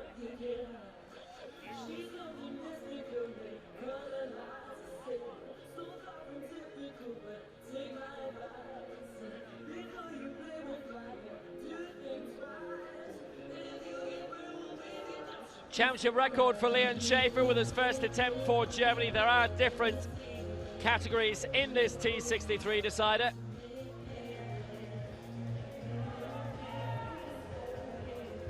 Women's 400 metres T47 final for upper limbs affected by a limb deficiency.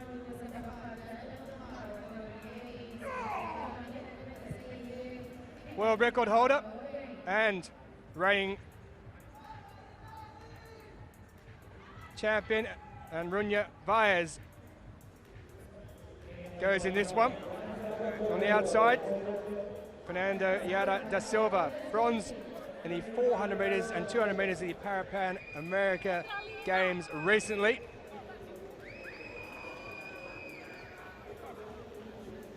Sai Shikamoto of Japan will go from lane 8, bronze back in 2016 in Rio, bronze also in London 2 years ago. And inside her is the reigning Paralympic and world champion, Li Lu of China, looking to add to China's medal count at the top of the medal table. And in lane 6, it is the world record holder from South Africa, Runya Vaez. She set it only in August of this year in Belgium. Silver in 2016 behind Lee, and 2012 as well. Gold in 2015 and silver 2017. Amanda Serna of Chile. She was 4th in Rio, 4th also in London 2 years ago, goes in lane 5. And the lady who was 4th back in 2015 hasn't competed internationally since due to Russia's ban, Anastasia Soloveva of Russia. 22 years of age, 58.94 lifetime best set this year. Indonesia's Dianti Beheda, who won silver at last year's Asian Para Games, will go from lane 3, nicknamed the Sagabal Express. And 18 years of age, first major championship from Venezuela, Lisbeli Marina Vida Andrade will go in lane 2.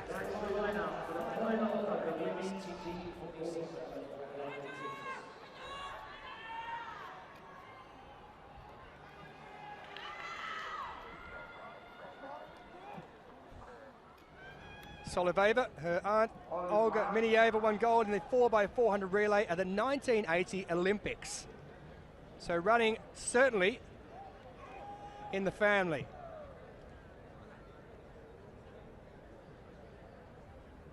So Verda Andre will go from 2. Behera of Indonesia will go from 3. Soloveva from Russia in 4. Cherna of Chile in 5. Vyers, the world record holder of South Africa, in 6. Lee, current champion of China, in 7. Shigemoto of Japan will go in 8. And De Silva out on the left of your screen in lane 9. And away they go with no issues at all. No green cards, no reds, no yellows, no nothing. And Vyers is coming up on the outside. She's trying to chase down Li Lu at the moment. Li Lu, the reigning champion, has already gone past a couple on the outside, but Vyers is moving up also level with Li Lu. So with 200 metres to go, Vyers has gone flying past Li Lu and it's got into the lead. But has she used up too much gas early in the race? At this stage, she's around 5 metres out in front and really storming around that final bend. She's got around 110 metres to go. Now Lee is trying to strike her down, but she's way, way behind in second place, and also coming through the young Venezuelan on the inside, an 18-year-old in the first major championship, is in second place, but she's falling back. But here comes Anrunya Vyers, the world record holder. She took silver back in 2017. It's gold this time in a time of 55.80 seconds. She's outside her own world record, but it is a championship record. So Vyers now holds the world and championship records. It's been rounded down to 55.79. And she has smashed the world record, which has been there, the championship record, which has been there since 2002. And Runya Vyers, well, I thought she might have gone out too quickly. With 200 metres to go, you wondered whether she was going to be able to hold that speed. She held it, plus some more. Li Lu, she did her best. That lady there, the 18-year-old Vera Andrade, what a run from her in her first major championship. What a future the 18-year-old has. Lee picks up the silver behind the world record holder, the championship holder, and the world champion, Vyers. And in third place, it is Lisbeli Marina Vera Andrade. Well, that was some run. Lee went out early. Vyers went after her in the back straight. Caught up to her with around 200 or so left, and from there just absolutely powered through in what is an extremely difficult event. And Runya Vyers of South Africa, wonderful run.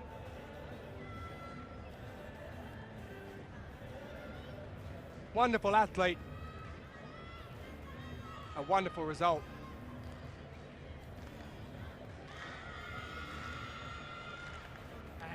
Lee coming across in second position, but that lady there was all about her.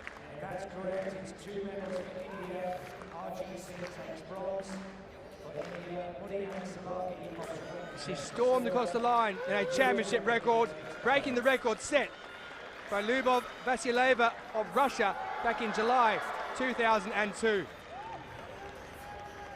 Championship record then 55.79. Lee deposed into second place. The former champion takes silver, and Vera Andrade of Venezuela, first major championship, lifetime best, 58.98, takes the bronze.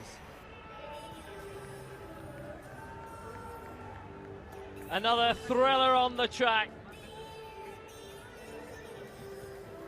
Let's see if we can get something like that in the field as well. It's the men's Javelin F46. India and Sri Lanka have been dominating this.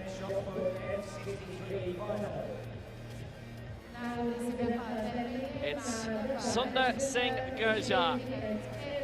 59.85 is best so far.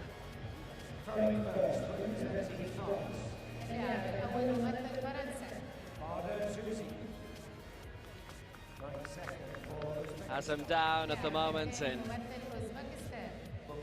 second position. Herath with the Ansalage out in the lead, and this needs to be something over 60 metres. It needs to be special, and it might well be. from the defending champion, Sundar Singh Gurjar. He was silver for him in the Asian Games last year. He missed out on Rio. He was entered the start, but didn't get to the start line. He's done magnificently with this. Sundar Singh Gurjar aiming for 60 meters, 59 for the lead. He loves it. He absolutely loves it. And with great reason, he's into the gold medal position. Gurjar 61-22.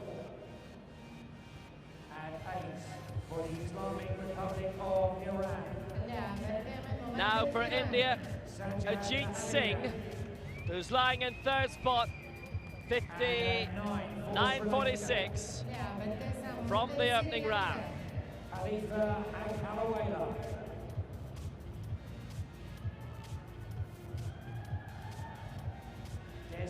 So can he climb up? He's just seen what his teammate has done to go into the gold medal position. His first major championship, the 26-year-old.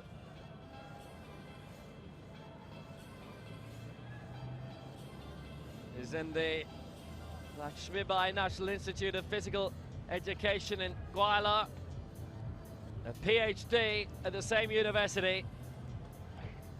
It was a train accident 2 years ago that changed his life. And now he's a para-athlete, and a good para-athlete.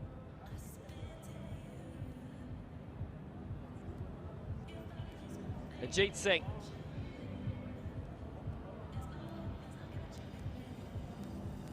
So 59.46 in the opening round, and he's shown really good consistency throughout. And there's only 2 throws of his 5 so far.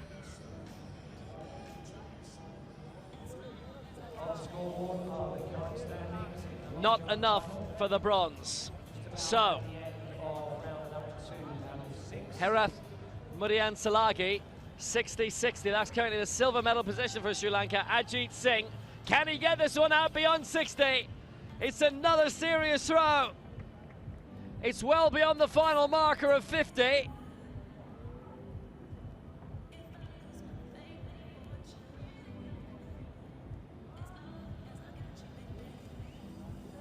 An immense throw.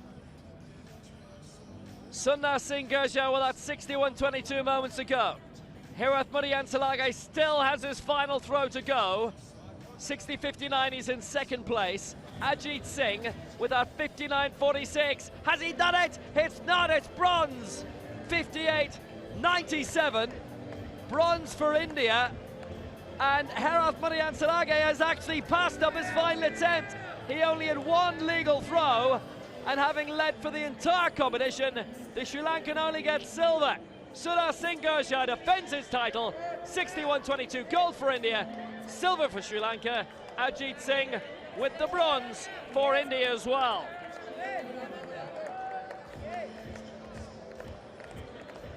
I don't know if it was an injury. He tried to throw in the third round and it was a red flag. He had only 1 throw. The final of the women's 100 meters, T13, least visual impairment of the 3 categories. On a global basis, it's a lot of visual impairment.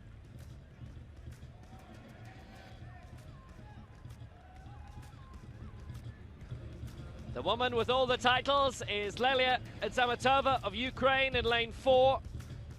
But she's up against the Asian Games champion, Putri Aulia, the Pan Am champion, Kim Crosby of the United States, and the new 400 meters champion, Rayan Suarez of Brazil. Carolina Duarte has been a European champion also.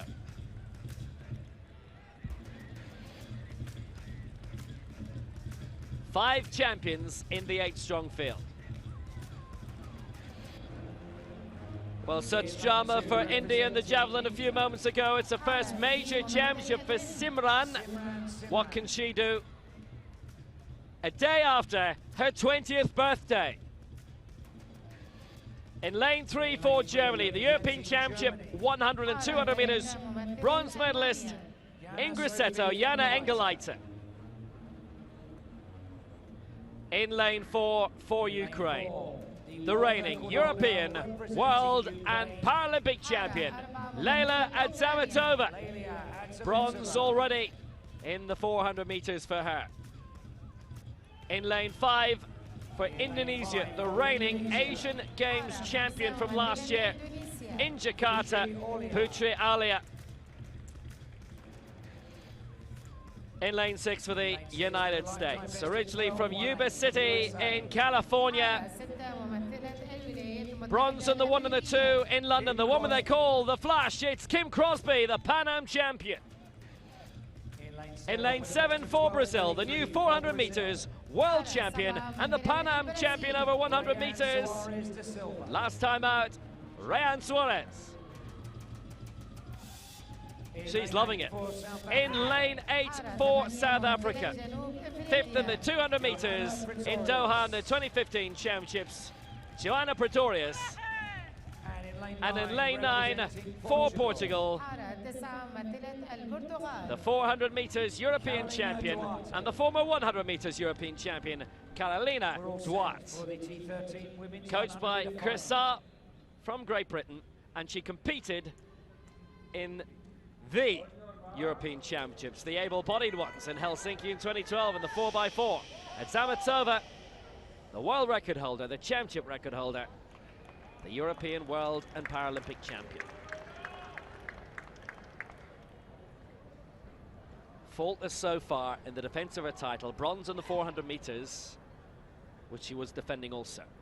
Simran in 2, Engelleiter in 3, Adzamatova 4, Aulia 5, Crosby 6, Suarez 7, Pretorius 8, Duarte 9.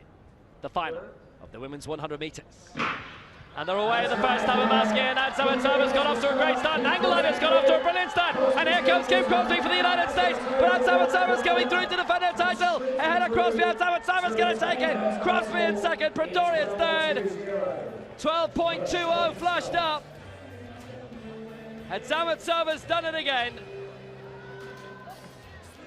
The triple champion in London 2 years ago has taken her second medal here. 12.19 has been ratified as, and she came very, very late.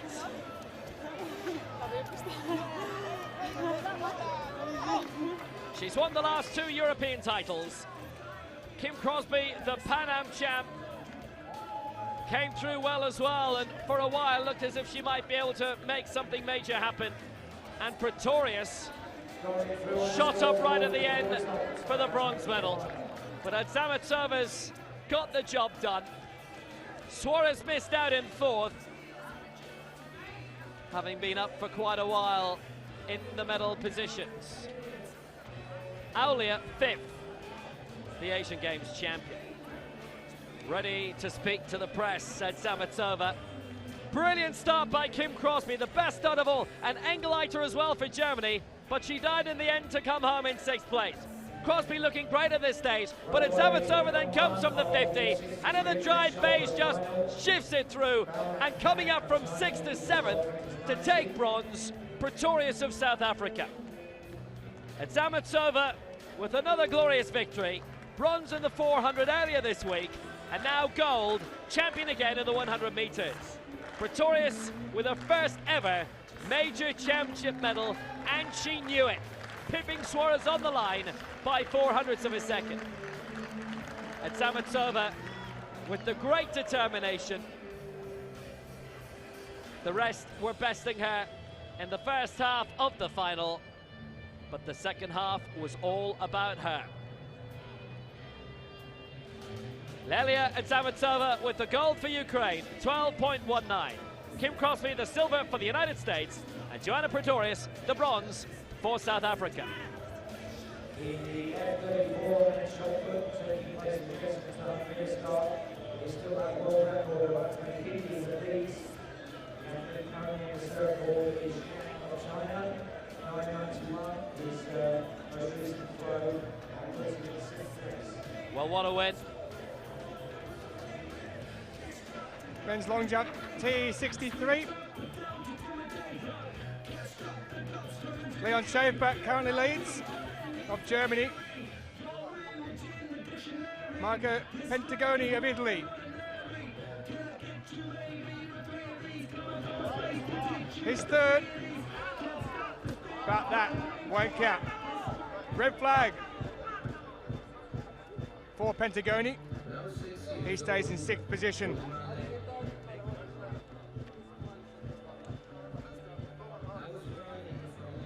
Confirmation of that for the Italian.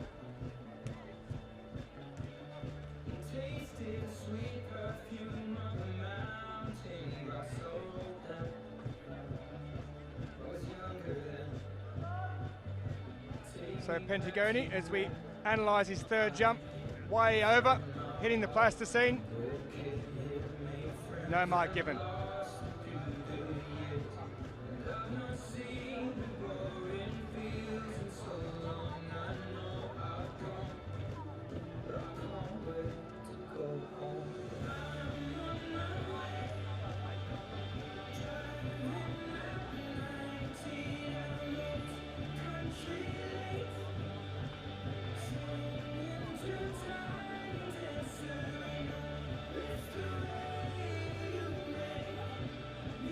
Remembrance Sunday in the UK, a poignant day for this man who was a former captain in the Royal Engineers unit of the British Army, lost both his legs above the knee and suffered left arm injuries. This, Luke Sinnott, his second jump of these World Championships.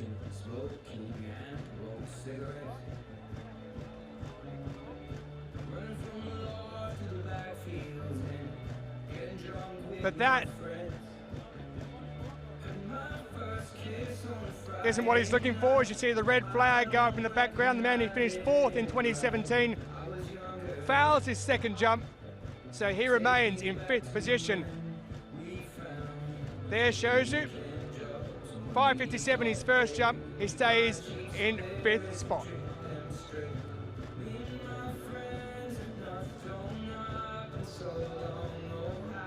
So Schaefer of Germany leads 6.90. He's 14 centimetres ahead of the man who holds the championship record in the T63, Daniel Wagner.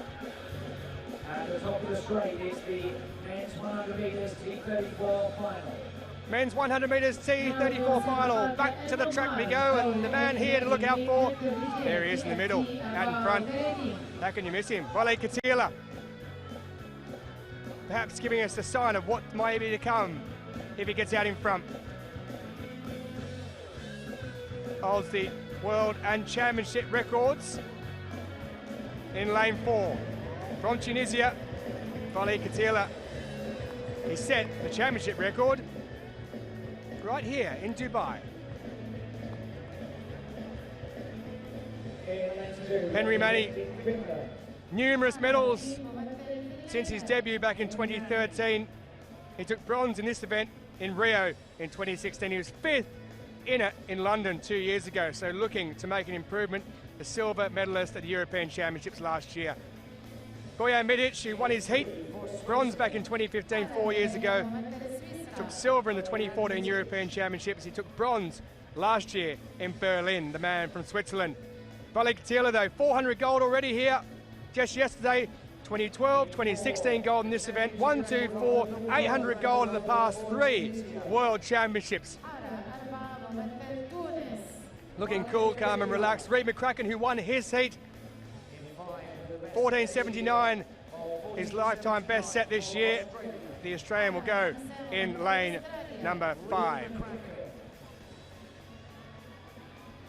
Canadian interests, Austin Schmink, 22 years of age, 4th in this back in London in 2017. He qualified for London 2012, 7 years ago, but decided he was too young, so waited until Rio 4 years later.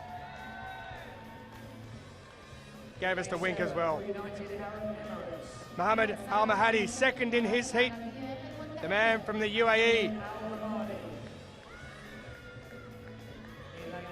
Chawat Ratana, Asian Para Games, gold medal just last year. 3rd in his heat, the 23-year-old.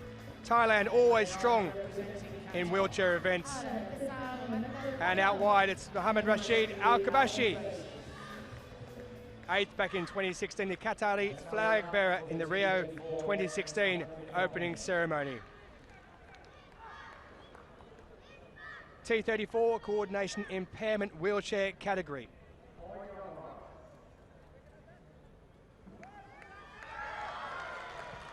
There he is, the man who holds the world and championship record. 14.89 set in the semi-final. Walid Katila of Tunisia. So Mani in 2, Midic in 3, Katila in 4, McCracken in 5, Schmeig of Canada in 6, Al-Mahadi in 7, Britana in 8, and Al-Kabashi out wide in 9.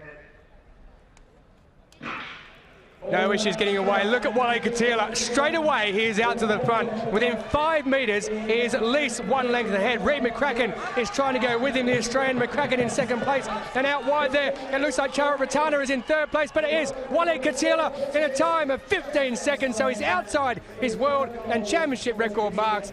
Reid McCracken has gone through and picked up the silver medal, and it looked on the outside it's going to be very close, but Ratana of Thailand looks as though he's picked up the bronze medal. McCracken's definitely come home in 2nd in a time of 15.51.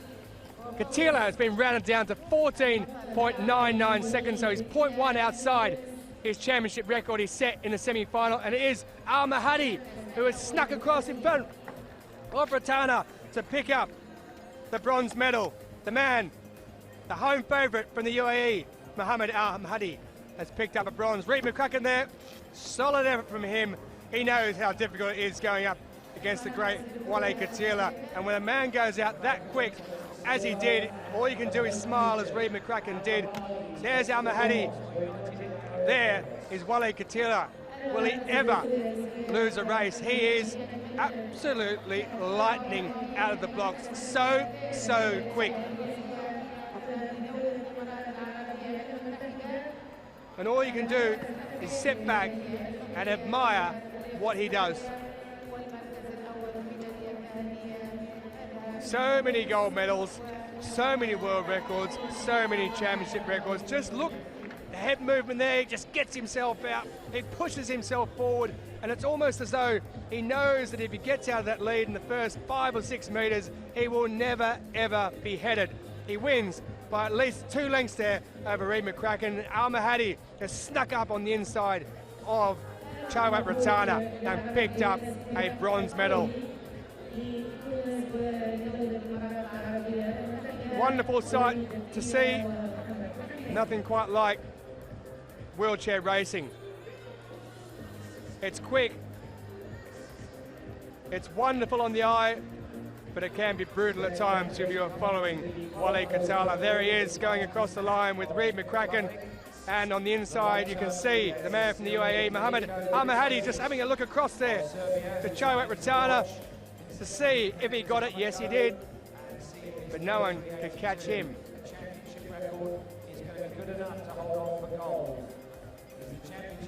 34 years of age. So many years left still, I'm sure. Walid Katila, 14.99 with the gold. Reid McCracken, 15.51. Al-Mahadi picking up the bronze medal in 3rd place at 15.93.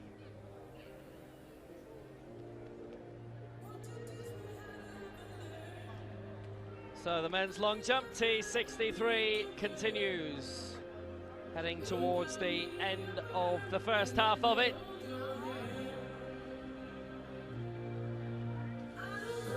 Leon Schaefer for Germany. Former footballer, 4th in the Paralympic Games. Bronze in the long jump at the last World Championships. And a major effort. He's flown out towards 7 meters. The man from Bayer Leverkusen.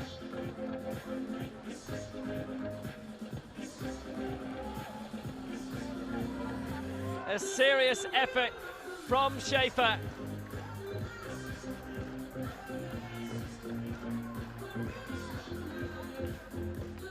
And he didn't use the board at all.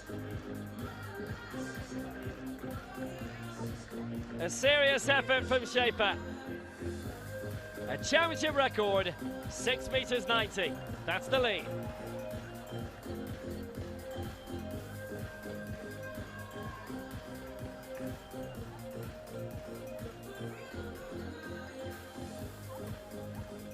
final of the men's 100 metres, T33. Is the T33 men's 100-metre final. Coordination impairment, wheelchair racing. This a bit more restricted than the 34s of Wally Katila and Hannah Cockcroft. 2 for Great Britain in this. Andrew Small and Harry Jenkins. Everyone in this has won a major championship medal in the past 12 months.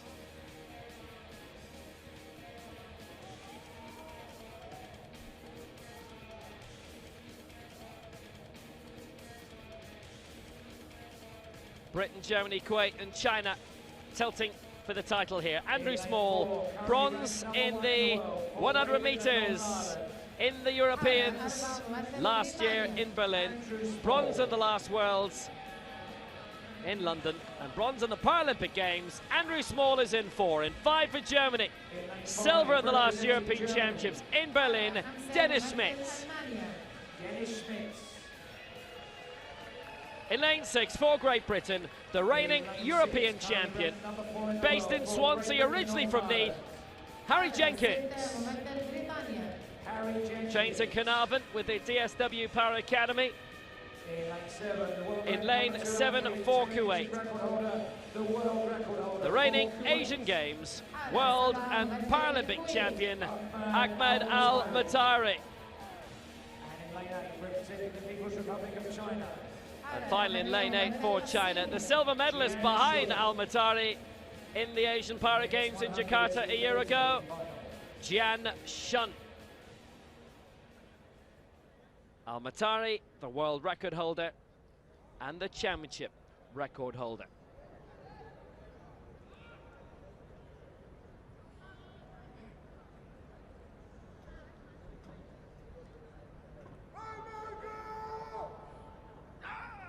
Winner of the last 3 global golds in this event. Small in 4, Schmitz 5, Jenkins 6, Al-Matari 7 and Jiang Shun in lane 8. The final of the men's 100 metres, T33.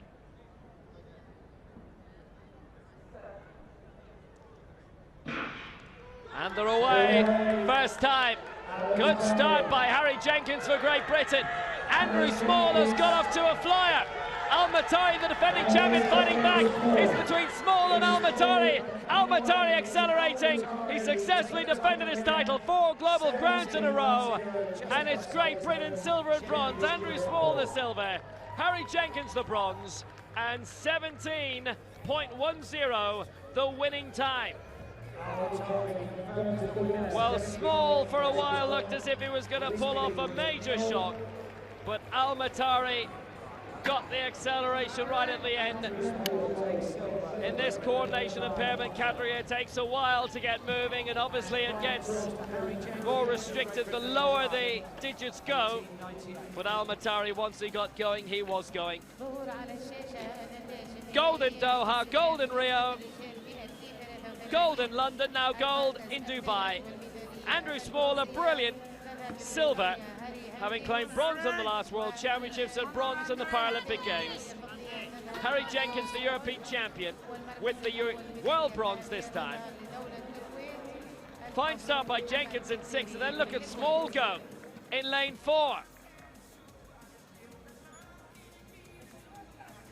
Al-Matari taking his while to get going, but then he had the acceleration. Small giving it great gusto in lane 4 at the top of your picture, but Al-Matari gliding by the end, and here's the world champion again. Only 800ths outside of his championship record set in London. And how good was Al-Matari there?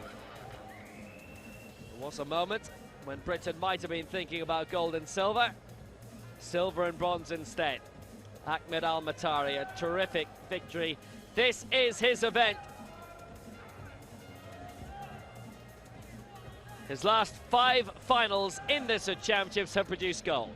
Al-Matari, victory for Kuwait. Andrew Small, the silver for Great Britain. And Harry Jenkins, his teammate, in 3rd.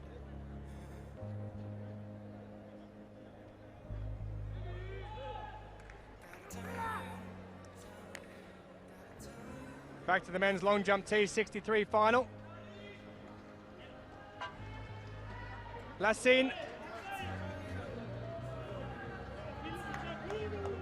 who's yet to register a mark in his first two jumps.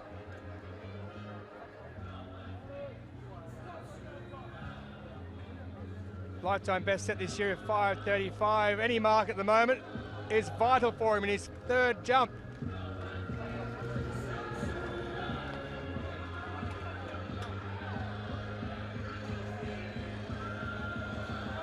Well, that's been given the white flag, so he does have a mark.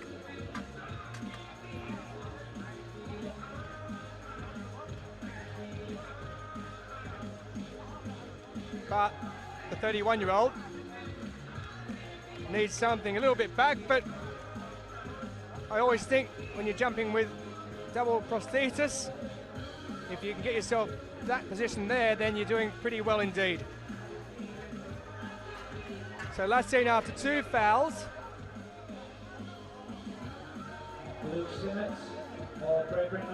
has registered a mark. He's up into ninth, 5:26.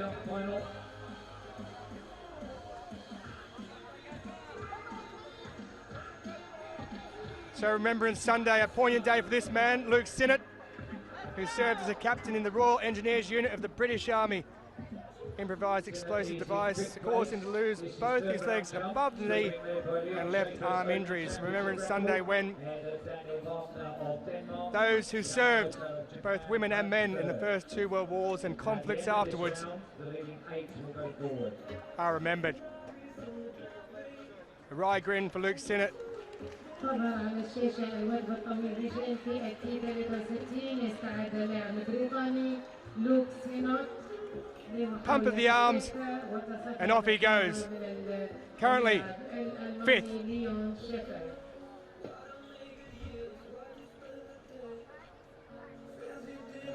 Well, they're checking the mark. That's a red flag again, so that's two fouls for Luke Sinnott after a 5:57 with his opening jump. He remains in fifth position. There's confirmation of that. Should be enough though, what he's got to go through. First round heats of the men's T47 100 metres.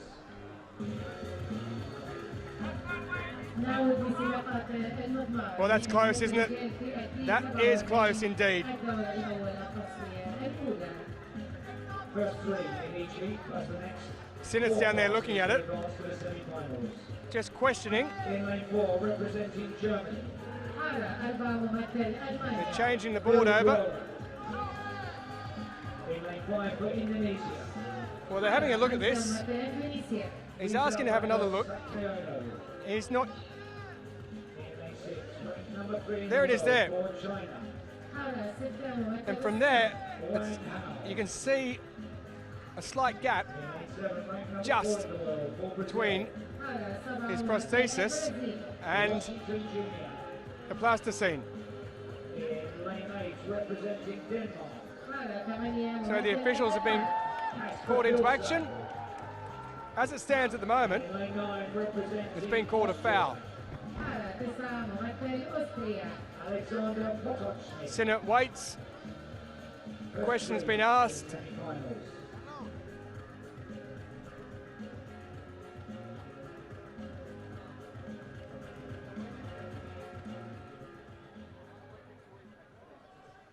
Well, having a good old look at it, aren't they? They look.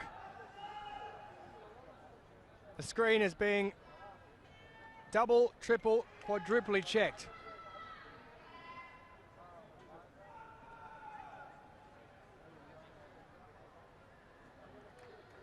Luke Sinnott having a bit of a laugh and a drink. But it appears that that is going to stand. He's in fifth spot. Schaefer leads. Ezra Fresh, who will be up shortly. Desmond Jackson, North American record.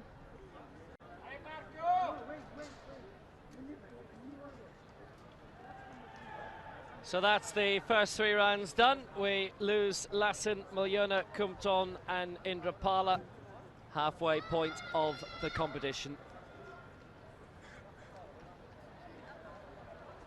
Well, that gives you an idea of where the athletes take their marks from. On your marks. Luke Sinnott's just slightly moving his.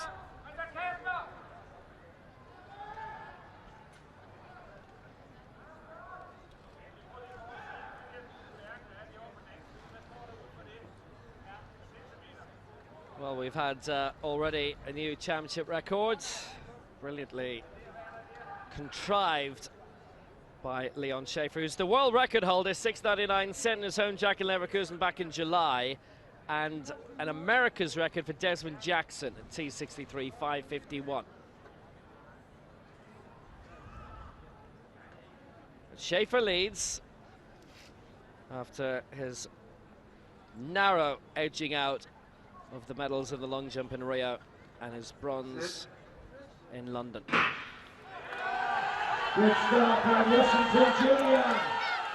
Way clear at the halfway. Yamamoto, world champion of 2013 and 2015, and currently lying in the bronze medal position, 6 meters 40. And the wind speed minimally at tailwind. Plus 0.4 on that indicator board on the centre of the infield adjacent to the track. First world problems. So we continue to wait for the 4th round of this competition to get underway.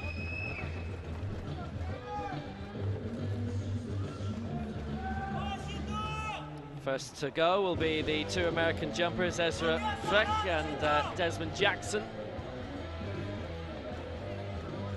Well, it's been an action-packed day, hasn't it?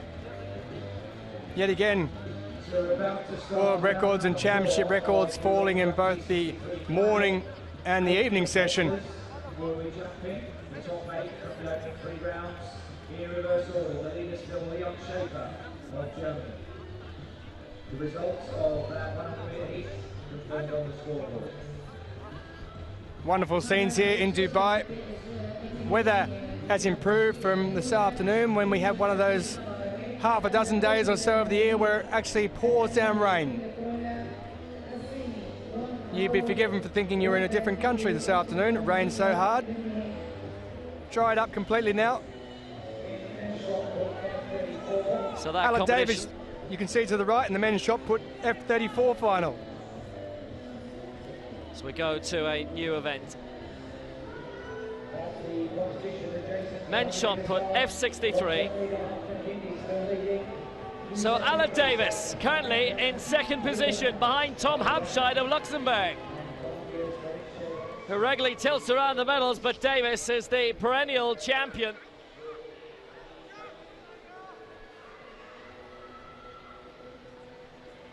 Davis, the world record holder from London 2017 and a hero of London 2012. Lying 19 centimeters behind Hampshire going into this 3rd round, 9 in this final. Davis producing something big. How big? He's into the lead. Alan Davis goes into the gold medal position for Great Britain. A magnificent throw by Davis, the 6-time world champion.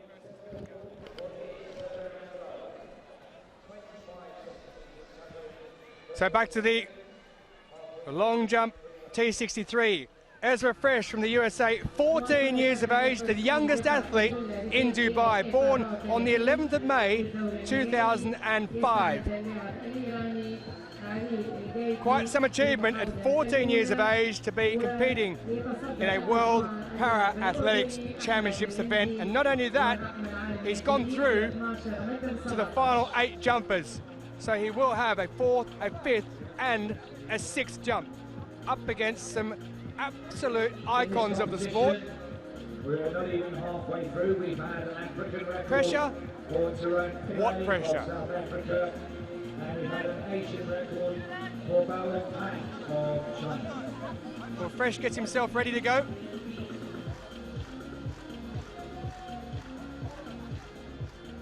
15-10.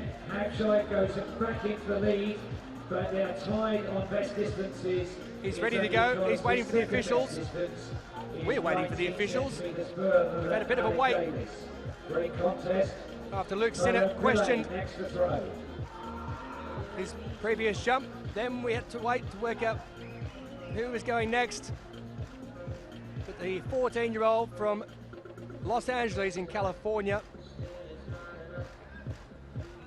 will be the first one to go up. His father entered him into the Endeavour Games in Oklahoma when he started competing in 2013. He did the 60, the 100, the 2, the 4, long jump, high jump, discus, javelin and shot put. There's a combination. His mother is an actress, would you believe it, who appeared in both the Saw and Mission Impossible film franchises. The turn is on. Beware of the sandstorm. On the men's long jump T63, it will be Ezra Fresh of the USA. So he would have learned from his mother about pressure situations. That's what you get when you act. You need to perform. Can Ezra Fresh perform in the T63 men's long jump? 5:45, his best so far. What can he come up with on jump number 4? Well, that's out there around past the 5 metre mark. I'm not sure whether it's actually going to improve on what he's got so far.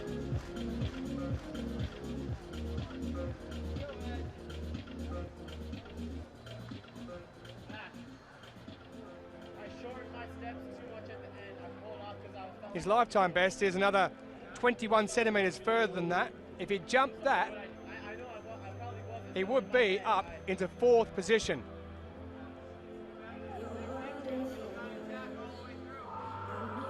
I felt it. I got there. I was like, whoa. And I just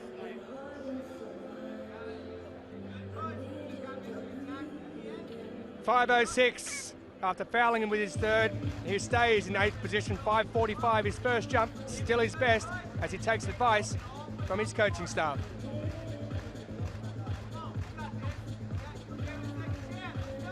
So the men's 100 metres T47, we go to Heat 2. Heat 1 being won by Junior Washington of Brazil. We have the Pan Am World and Paralympic champion in this, in the form of Patricio Ferreira dos Santos. Asia Games silver medalist as well, Noor Ferry Pradana.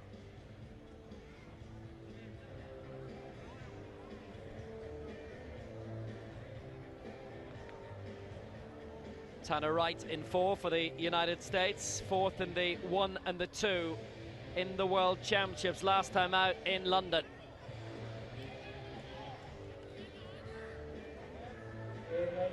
Based in Fort Worth in Texas, his coach is Zach Leggett.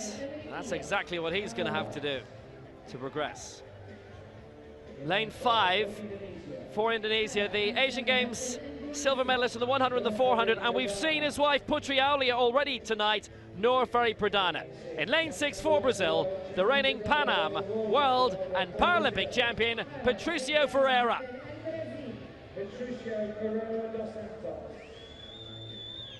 In lane 7 for Russia, 20-year-old major championship debut for Nikita Kotukov. In lane 8 for Cameroon, a major championship debut for Ibrahim Bouba.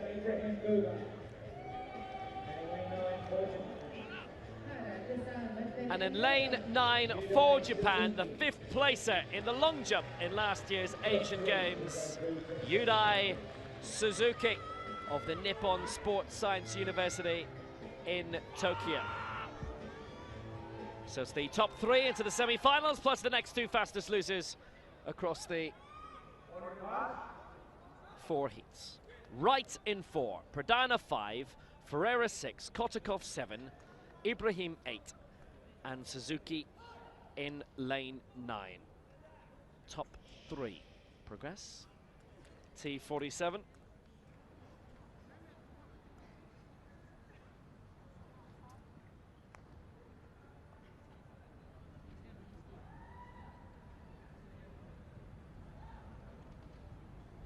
Taking a while to settle. Wright, Pradana, Ferreira, Kotakov, Ibrahim, Suzuki. Sit. Away first time, and here goes Ferreira, the reigning champion, the defending champion, and looking great. He's going well, Claire Ferreira dos Santos. It's going to be a good time. He eased up over the line. 10.78.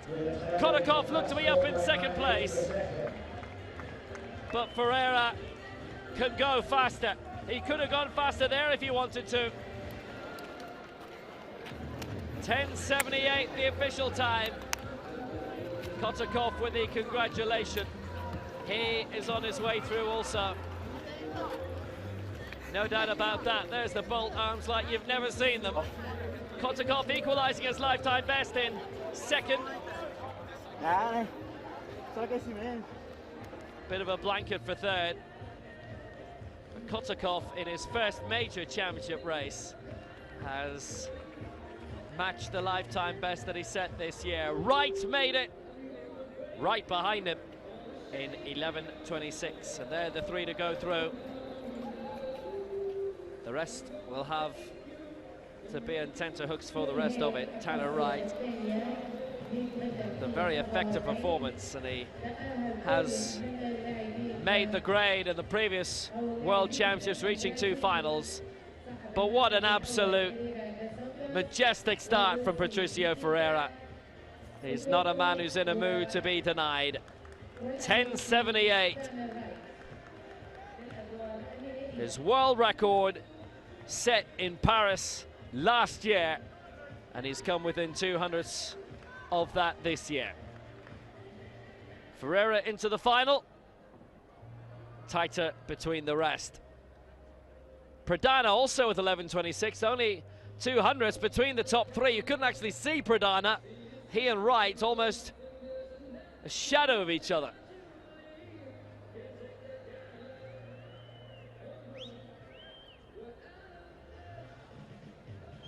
So Patricio Ferreira, Nikita Kotakov and Tanner Wright go through, and Pradana as the fastest loser. Chances are he'll be okay, but he can't be certain.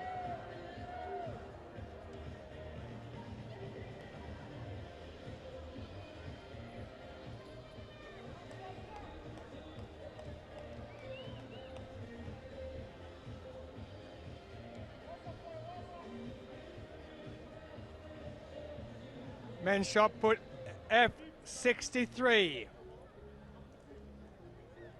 Here comes the man who's currently leading. Tom Habscheid of Luxembourg leads Alan Davis.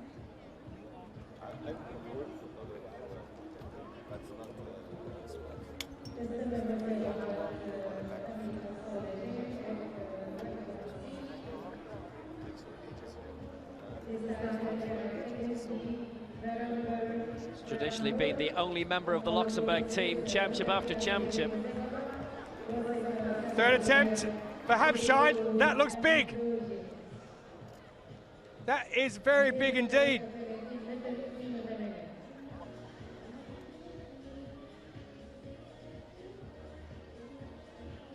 F63 athlete Tom Habscheid. Alan Davis, of course, a F42.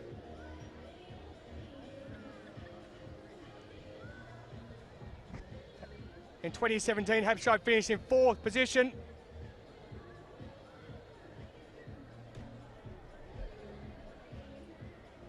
I can tell you though, that was a world record of 15.10 meters for Tom Habscheid of Luxembourg. So a world record in his category. Alan Davis, 15.10. They are level with each other at the moment, but Habscheid is ahead, courtesy of the fact that Davis has thrown one foul as well.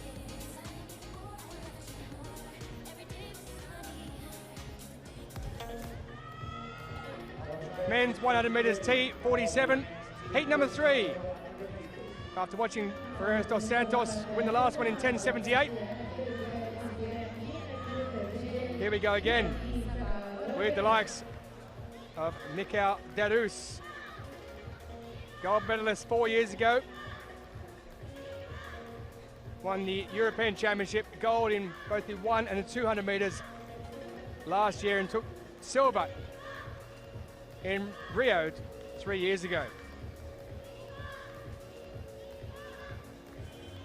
4 of the athletes in this in their first major championship. Now the first through will go through to the semi-final. The next 4 fastest out of the 4 heats will go through as well. So there's one man of them at his first major championship, Madabuki of Nigeria. From the USA, Jack Briggs. He was 11th in 2015, he was 10th in 2017, his senior debut in Toronto at the Parapan America Games in 2015. Kaketo Ishida, 20 years of age, his first major championship from Gifu, policy studies student. And there he is, Mikhail Darus of Poland, needs no introduction. Gold medal winner 4 years ago in Doha. And on the outside, Stephen Abraham, 20 years of age, also his first major championship, made his international debut in Beijing last year. And yet another at his first major championship, was due to start on the outside, Aliasi of Bahrain, but he is a non-starter.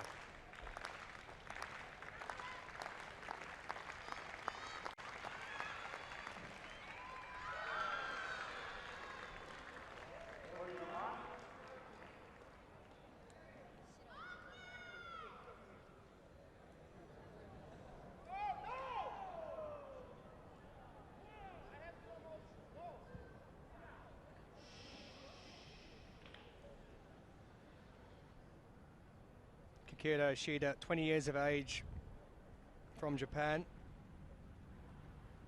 Lifetime best set this year, 11.18 seconds. The man who won the last heat holds the championship and world record, Patricio Ferreira dos Santos. So away they get, no problems at all. And it is Mikhail Darus who gets away very quickly, but also Madabuki of Nigeria on the inside. He's going extremely quickly. Mikhail Darus has a look across left and right. He takes the win. It's Madabuki who comes in second. And it is the United States athlete Jack Briggs who goes across in the 3rd qualification position. So Darus of Poland, 10:94, the official time given for the Polish man. Wonderful run on the inside from the Nigerian 22-year-old. First major championship. Madabuki, 11:09 for him. And Briggs of the USA takes 3rd position and automatic qualification in 11.20 seconds.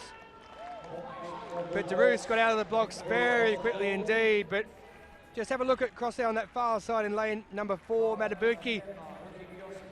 Wonderful speed in the middle section. Held his form. Ishida did his best to get up there into 3rd spot. Couldn't get there and catch Jack Briggs. So he'll have to be hoping that he can get one of those next 4 fastest qualification positions. With 3 heats down and 1 to go. Darus followed by Madabuki. Followed by Briggs on the left of the screen there.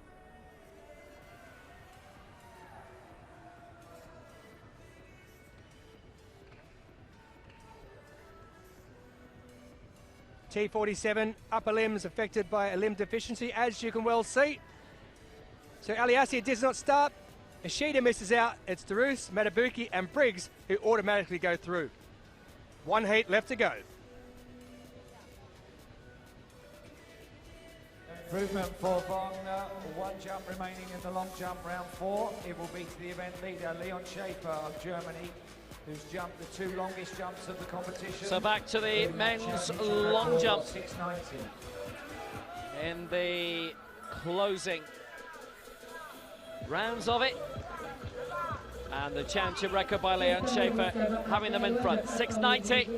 Daniel Wagner, the European champion, in second place, 678. And Atsushi Yamamoto, currently in third, 640.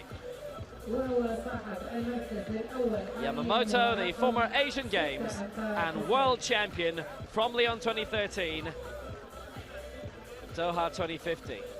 Yamamoto in round 4. 640 is best so far.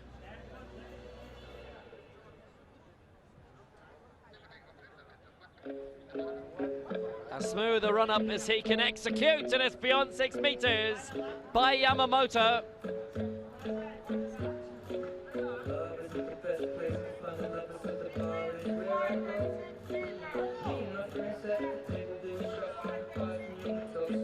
Eight World Championship medals in his career. Silver in the long jump in Rio.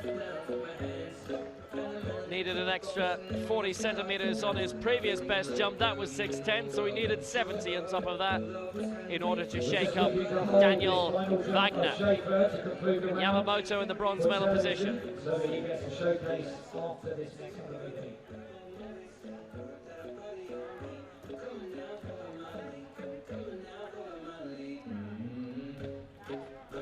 Wagner, the reigning world champion, but at the moment playing second fiddle behind Leon Schaefer. That championship record in the opening round, 6 meters 90. Followed up with a 685 and a foul. He'd been a footballer in his able-bodied days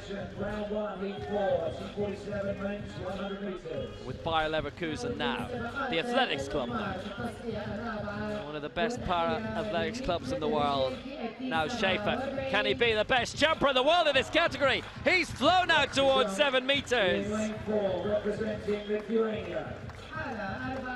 When he was learning about para-athletics and para-sport, he had a weekend with Marcus Rame. Picked up a few tips along the way, there's no doubt about that. Absolutely magnificent from this young man, he's 22. He may be the name we're all talking about for years to come, and he didn't touch the board there. And he still went out towards 7 meters. All of his attempts so far at least 6.5, 670. Look at that technique. Drawing the blade back. Feet lifted, plowing into the sand. Barely an indentation behind that. The best way to do it. 676. It doesn't improve, but he is our leader. Final track event of the day for 3 places in the semi-final. Well, we've got 4 sandpits, and Desmond Jackson, who's going to be jumping in a few moments' time, just decided to leap in one of the spare ones, the one that's in the other end of the stadium right in front of us. Ezra Fresh, the 14-year-old. Now, what were you doing when you were 14? Leon Schaefer in the lead. Wagner second, Yamamoto third. Fresh will wait for the sand to be perfect.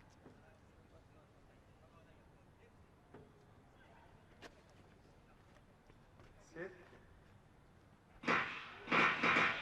Recall.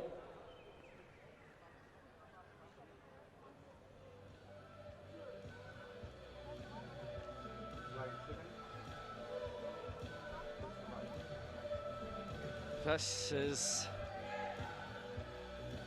a man who's raised an immense amount of money for good causes, despite the fact he's only 14.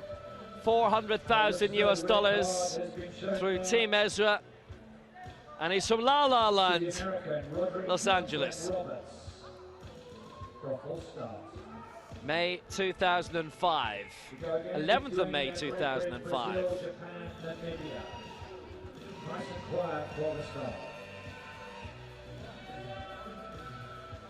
So here he comes. Can he improve in his 5:45? He's gone beyond 5 meters there. It's in and around the same mark.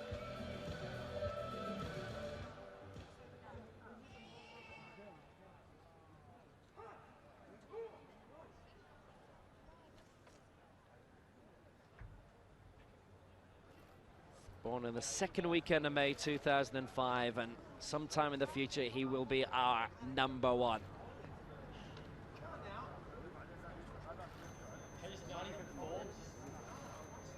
Used the board reasonably well.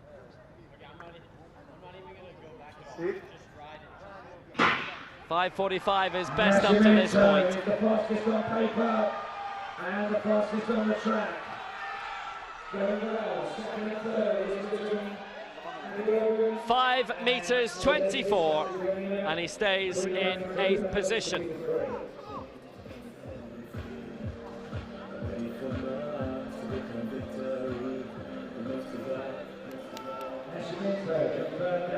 Nascimento has won the last heat. On the track, Townsend Roberts disqualified in the United States. That's a big shock in that. A bit of bad news for the United States. And actually a little bit following here as well, but Ezra Fletch, when he turns 15,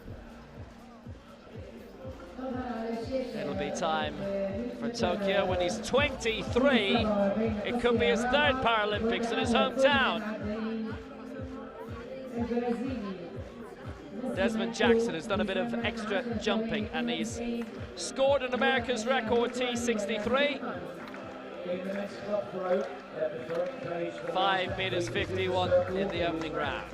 Well, the Danes are enjoying it. So are the Japanese. They're currently in the silver and bronze medal positions. He's headed out towards 550. Has he improved on his national record and continental record, which was 5:49 up until the start of the evening. He's got a bit of extra sand in the beard as well. Maybe it's not a beard at all, maybe it is all sand. He's only 20 as well, Jackson. They've got some great young talent coming through the United States.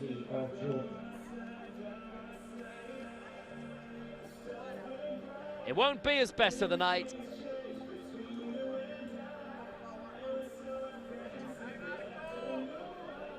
And that throw by Sajjad Mohammedian.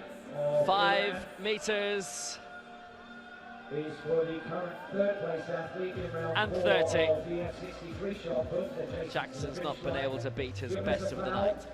So it'll be the 2 Of the top 8, 5 of them registered their best jump in the opening round. The second best distance, but first into the circle, Ali Davis of Great Britain and Northern Ireland, the defending champion and the world record holder.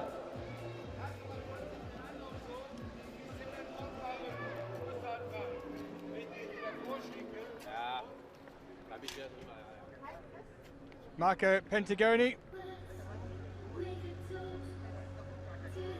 3 legal jumps so far. A foul with his 3rd, his best. His 2nd, 5:53 in 6th position. Are only separated by 19 centimetres, so 15-10. 5 centimetres further would put him up into 4th. Would take him ahead of Sinnott, would take him ahead of Malangu, who are 5th and 4th respectively. 15:32, he takes the lead for Great Britain and Northern Ireland. Pentagoni just waiting for the pit to be raked, the cone to be moved, and he'll be on his way. Right about now. Good crowding again. Off he goes. Jump number 5.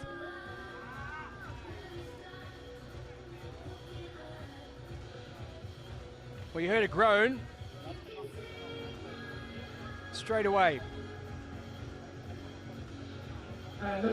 He's in an interesting position here. He's on 5:53 and 6th. He's only 4 centimetres off 4th. In saying that, Ezra Fresh is down in 8th, and he's only 12 centimetres away from 4th. Yeah, realistically, at the moment, if you look at it, the top 3 positions are in place. Just a question of what order they're going to be in. No issues there. Maybe a little bit further onto the board, possibly.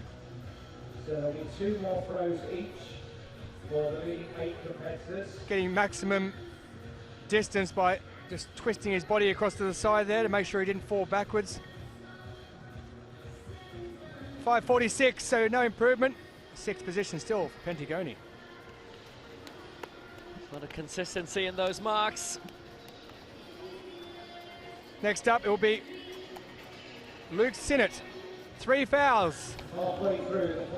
Remembrance Day, poignant day for the man who was the captain in the Royal Engineers unit of the British Army, lost both his legs in an improvised explosive device in Afghanistan back in November in 10. What can he come up with here? He needs something special, he needs something big. 3 fouls, 1 legal, what's he got now?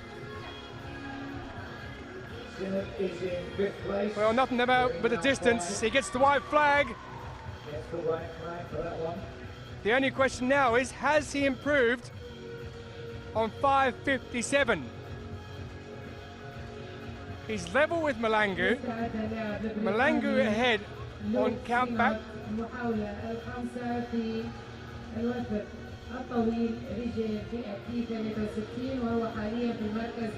Well, that's about as good as you can get from Luke Sinnott. In 4th place, and Malangu of South Africa. He and Luke Sinnott have equal best distances. But his doesn't look like it's going to be as good as his first one, though.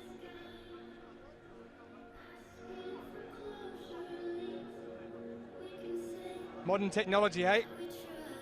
Watch it back straight away, work out what the problem is. 5:05, the problem is he's 52 centimetres less than his opener with 3 fouls sandwiched in the middle. He's got 1 left as the British athlete in 5th position. He was 4th in London 2 years ago.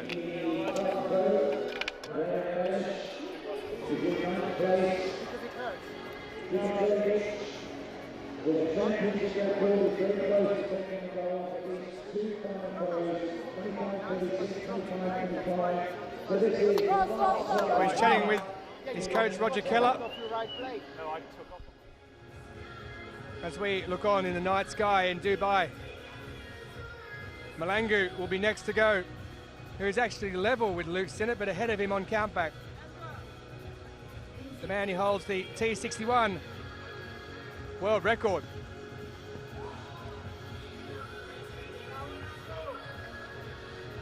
Well, that's out there around the 6 metre mark. His world record 6:47 set in Stellenbosch earlier this year in March in his home country of South Africa.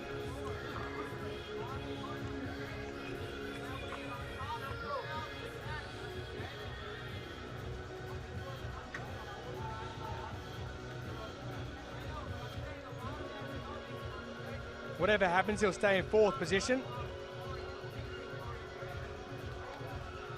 Still some distance to get to the board there. 24:61, the final throw for Raheem Berish. That competition began at his 6 best o'clock. so far, It's his now first. time. Well done the officials, as well as the athletes. Let's confirm the top 3 to you. You can see them on the scoreboard. Not anymore. His 5th is his best now. 5:82. He stays 4th, running into a slight headwind. He's made himself a little bit of a candidate for a medal, well, he needs to add still around 60 centimetres before he can catch up with Atsushi Yamamoto of Japan. Twice the world champion in the last 2 of these events in which he attended. He wasn't in London to defend his crown, make it 3 in a row perfectly. Fans weren't enough. Atsushi Yamamoto wants your support. And he is magnificently supported here. Round 5 for the Japanese athletes. Filling a whole bank of the main stand, cheering him on. 6:40 is best. It's that same old style, the flag is red, and it's Yamamoto's first no jump of the competition. 6:40 won't be improved on for the time being.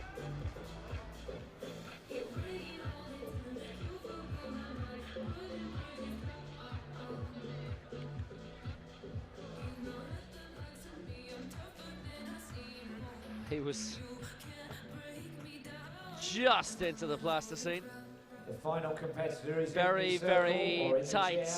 Quite a lot of these. Obviously Obviously having the spatial awareness to have an idea of where the tip of the prosthetic actually is. We've had a world record, other continental records. He's in 5th place, but he's got 3 throws. Yamamoto is still in the bronze medal position.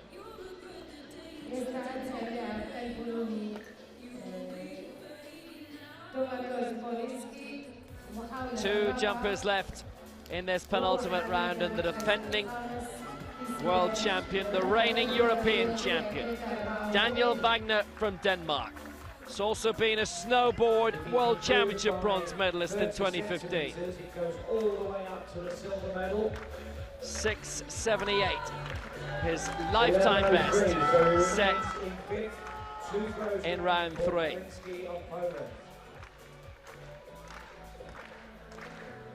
It'll need a championship record to surpass Schaefer. Wagner on the way, and he met the board solidly. Now that's a serious, and it's a white flag. What has Wagner done here? 6 meters 90, his target. Wagner had a lifetime best of 6:72 going into it. He's gone out to 6:78. Already in this competition, he's broken his lifetime best twice tonight. Is this the 3rd one? Wagner gliding down the runway. Remember, he's the 100 meters silver medalist from the last World Championships and the Paralympic Games as well. He's on the brink of another lifetime best. Schaefer's tally of 6:90. Great lift. Out he comes all the way through. Got the body shape right.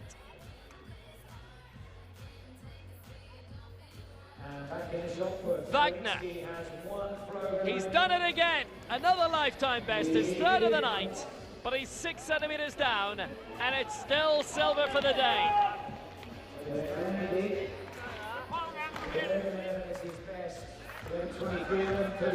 Leon Schaefer, a big boost for him. Wagner looked to have come very close, and he did.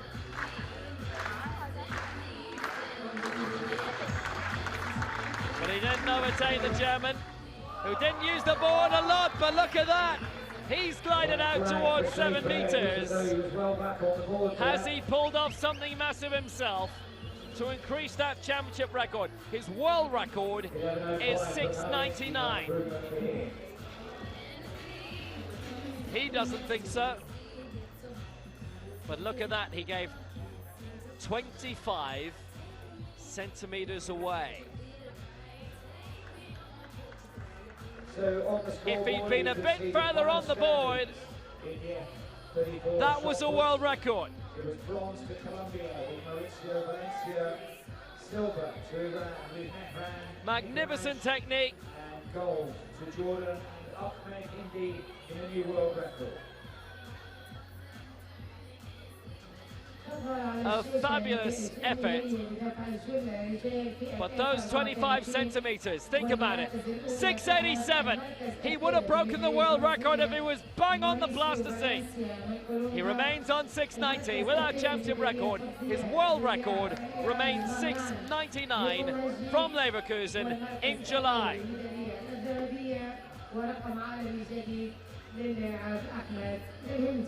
Ezra Fritz, 5:45, he remains on.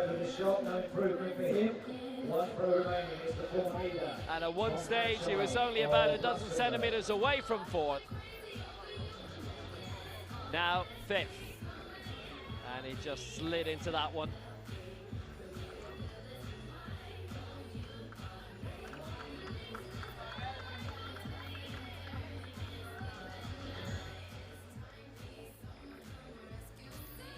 What an astonishing debut competition he's enjoying on the global stage. Silver in the long jump and the high jump in the Pan Ams in Lima a few weeks ago. There won't be an improvement on his best of the night. Didn't touch the board, and that's 20 centimeters given away.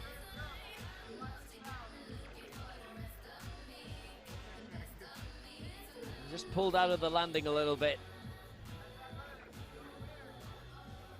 He's actually got quite a physique for a 14-year-old already.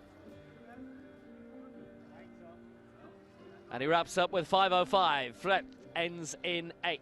So far, 15:10 is a category world record, F63, 14:77. So just 12 centimetres behind that world record. 8 centimetres behind that world record. Here we go into the final round. So Wagner and Malangu with their best attempts coming in round 5. And the long jumper already in the final round. Schaefer the leader on 690. Wagner 6 centimetres down in second place. Yamamoto with the bronze. For now, Malangu 582. His lifetime best is 647. Still a prospect of getting into the medals, but you can make the divide below the top 4, and if you really want, make it below the top 3.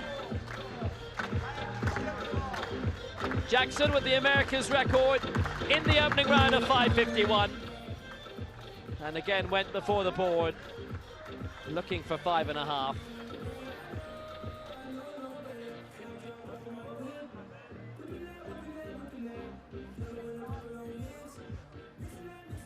But that looks very unlikely. He's not been able to match those heights from round 1. Subsequently, hasn't really come close to it. A couple of 5:30s. Let's knock you around the same mark. It's interesting that he takes off with his foot as opposed to the prosthetic. He's given about 30 centimeters away there. Now, had he been bang on the board, close up to the plasticine, 7 throws remaining. he'd be up to 5th now, and it would be a new Americas record. He's covered a lot of ground there. Next athlete into the circle for Uzbekistan. He's in 7th place. You can see the current standings on the scoreboard.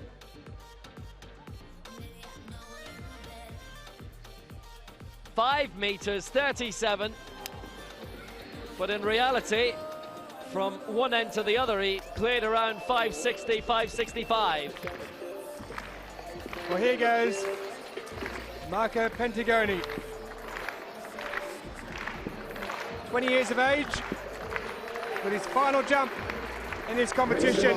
Moves up to 5th place with that final throw. No problem with the takeoff, quite a bit off the board, under the 6 metre mark. He has therefore just been pushed back to 7th for South Africa. He's next to throw.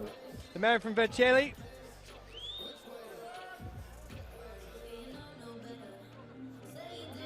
Lifetime best coming into this of 6:11. His best of the evening so far, 5:53. Lost a bit of ground here going up to the board. Just getting to the edge of it and under the 6 metre mark. So he won't better his lifetime best.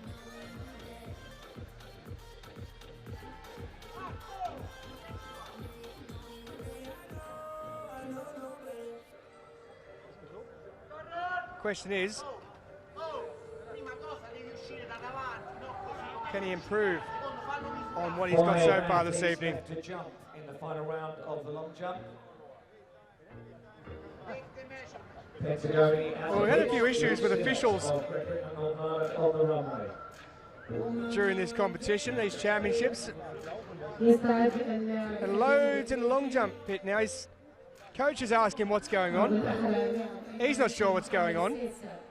He's being asked to move back. I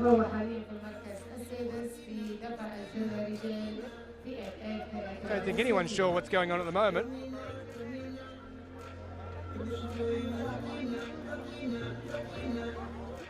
There was certainly no issue with where he took off from. So the question is, the officials believe that he's walked back after landing. Just there. So that classifies as a foul. You can't do that. And that's what they're trying to say to him at the moment. Once you land, you walk forward out of the pit. If you walk backwards, that then becomes a foul. I've never seen this before. And Well, that's an interesting one. But with the greatest respect to Pentagoni, he has to know that once you land, despite the fact that it was a non-foul when he jumped from the board, you can't walk back on yourself. Until you've exited the stand, in case you make a mark further back on your way out. When people jump, they don't want the jump to be measured, they walk back on themselves, they call a foul on themselves. Now, it may be a bit of a... You have that definitely in the discus and the throwing events. I've never come across that in the long jump in my life. That is incredible. But then we had this in the IAAFs in 2011 when I think it was Mironyuk of Bulgaria had a long ponytail and a brush behind her. She finished fourth, and if she'd short hair, she lost about 40 centimeters, she would have got the gold. Maybe I should get a haircut as well. It was otherwise a Well, Pentagoni's 6 meter jump. Now the thing is, he steps back here. But what they're saying is he hasn't walked off the side first before he's gone back. They're saying he stepped back in the pit before he's gone off the side. So he's been pleading his case, Pentagoni. Sì, ma tanto so quello che ho fatto, eh.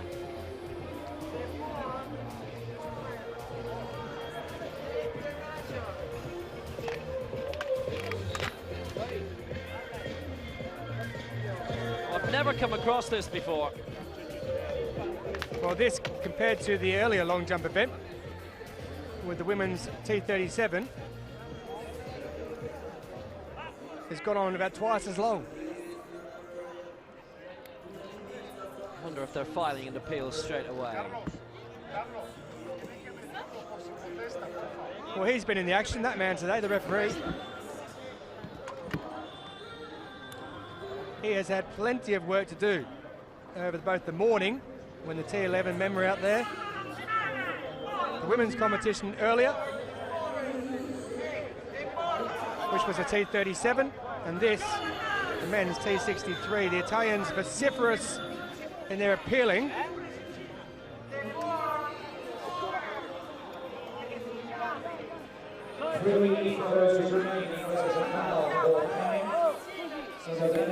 Pentagoni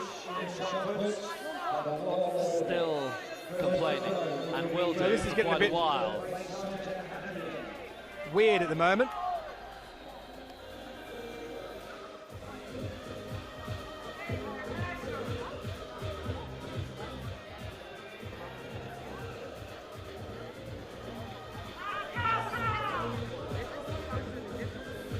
The problem is finding agreement. The rule books are no doubt out.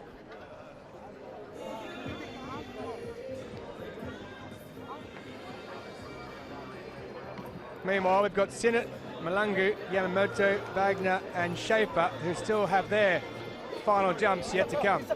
And after her long jump competition, Francesca Cippelli's up there as well in the crowd. So he makes a mark there, that's fine. The problem is he walks then behind the mark.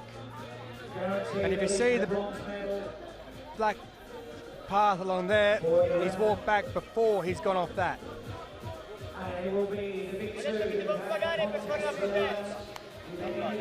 Pentagoni expressive in his appeals, his coaching staff expressive in their appeals as well.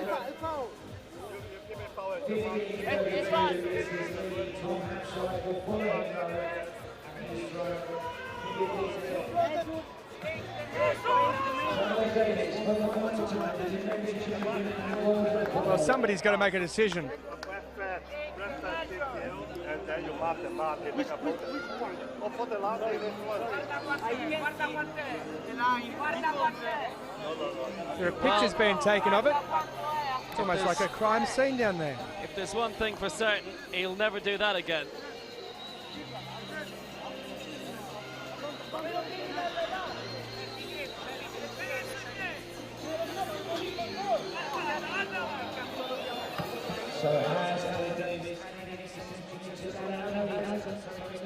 It's a real what happened next moment. Tomorrow morning session starts at 9 AM. this competition will go to Tom. We may get out of here before then, He's in second place on 50. because at the moment this seems to be dragging on forever.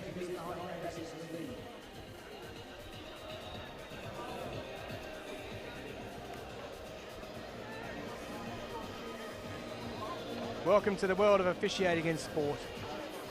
Who wants it?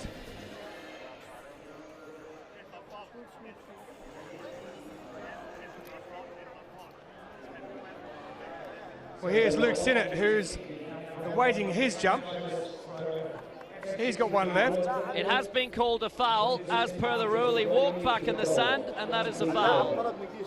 They don't remeasure it. So the officials all conferring with each other. The orange cone still across the pit. Luke Sinnott waits. Pentagoni complains. And those looking on are perplexed.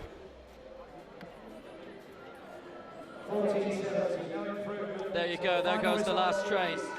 Oh well. Well, we've got these wonderful views to look at. Look at those colours. Ironically, Italian colours.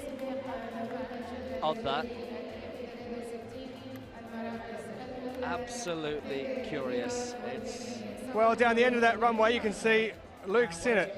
He's had to stand around and wait while all this has been happening for the last 10 minutes. He's got a grin on his face. He's having a laugh about it. He's got some work to do. 5:57. Second, third and fourth were fouls. 5:05. Then he's got one to go, and he follows on from the chaos which followed Marco Pentagoni's final round jump, which has officially been called a foul. The nearest medal is at 6:40 by Yamamoto. And 5:82. Expect this to rumble on. This man will hope to rumble on down the runway.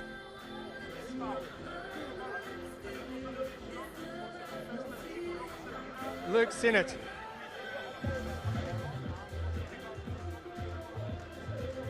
Remembrance Day in the UK, he's had plenty of time to pay his respects and remember why he's been waiting for Marco Pentagoni.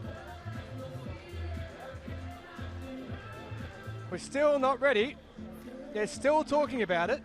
They're still looking at where Pentagoni jumped. They're taking a measurement of this jump because the protest has been lodged. well, they've started measuring, I think, where the foot left the surface, but the rules do state clearly that it has to be called as a foul. So they're going to measure it just in case there is an appeal. So it has been measured. Now watch how he exits the pin. Watch the direction of travel. It's looking around 6 meters. Well, I was about to say, whatever it may be, as the coach walks past in the background just behind us now, That's the issue. he's looking at the big screen and just trying to work out what he thinks of it. But I suspect as he walks down there is going to be definitely an appeal. Now it has to happen within 20 minutes. The problem is, since that jump, we've almost gone past 20 minutes. It's been called a foul officially, there it is. Which means the pit has been raked. Luke Sinnott is in position. The cone is about to be taken away. Sinnott gives the thumbs up. So pressure on Luke Sinnott now of a different kind as he goes for his final jump. His 5:57 bronze medal position is held by Yamamoto of Japan, who is 6:40. He needs 5:83 to get himself up into fourth position as Luke Sinnott sets off down the runway on his final jump of this competition. And it's given a foul. He's overstepped the mark. That's his fourth foul of the competition. He won't improve his mark. So 4 jumps remain. He put his heart and soul into that last one. He had to wait around for a while, but you can see there that is very close indeed. I'm sure he might have a little look at it. But just as he goes down there, It clips the plasticine, it makes a mark, and it certainly is a red flag. He's been shown, he's accepted it, we've moved on, and Luke Sinnott will finish 5th in this competition with the best first up effort of 5:57 as he thanks the crowd.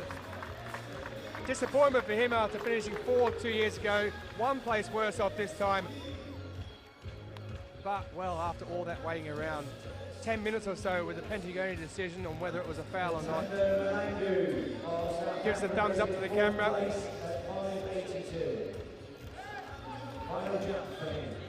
Ntando Malangu of South Africa. World record holder in the T61 section of 6:47.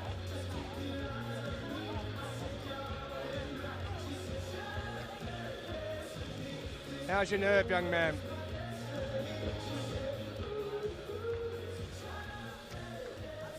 Japan currently in 3rd position. Denmark holding the silver through Wagner, and Schaefer of Germany with a championship record in the gold medal position as we stand.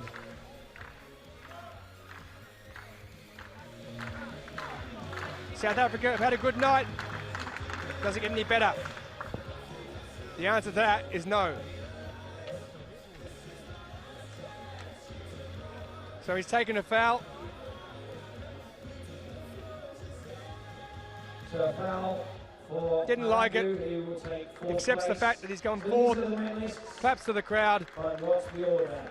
Germany, And our top 3 are set in stone, but at the moment we don't know which order. Atsushi Yamamoto.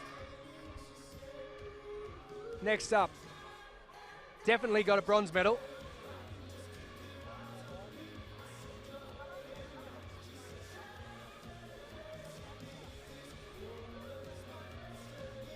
Yamamoto walks to the end of the runway. Here's the man with his own J-pop band in the stands. Atsushi Yamamoto of Japan is in 3rd place. 6:40 is his best so far.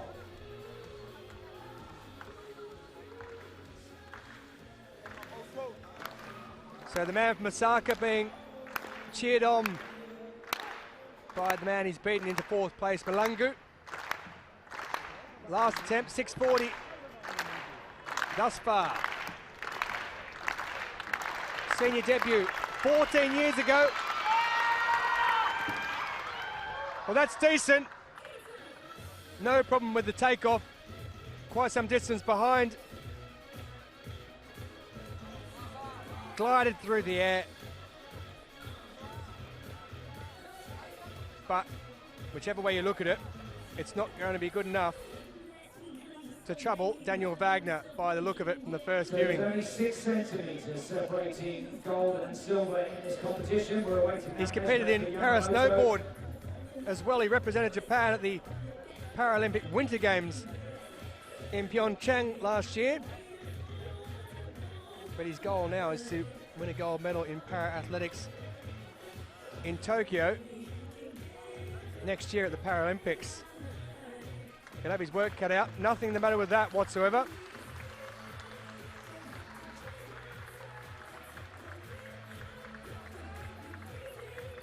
No improvement for him. So it comes down to this. 690 is the lead. It needs to be something better than that to take the gold away from Leon Schaefer. First, it will be now. Wonderful shot in slow motion of Yamamoto. Of Denmark. Left leg amputated in 2000 after a motorcycle accident. And parasport is where he's making his name. 5:53, no improvement, so he picks up the bronze medal at Atsushi Yamamoto. It was London glory for Daniel Wagner when he took the world title. And he has the whole stadium to himself. In the silver medal position now.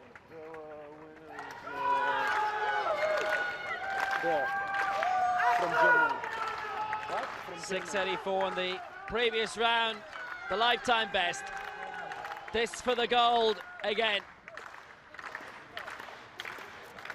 The European and world champion.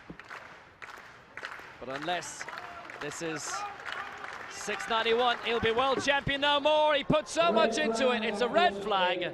Wagner takes the silver. He's dethroned as world champion. And Leon Schaefer takes the gold, his first individual title. He was in the 4x100 meters relay winning team in London, bronze in the long jump, and such a narrow margin.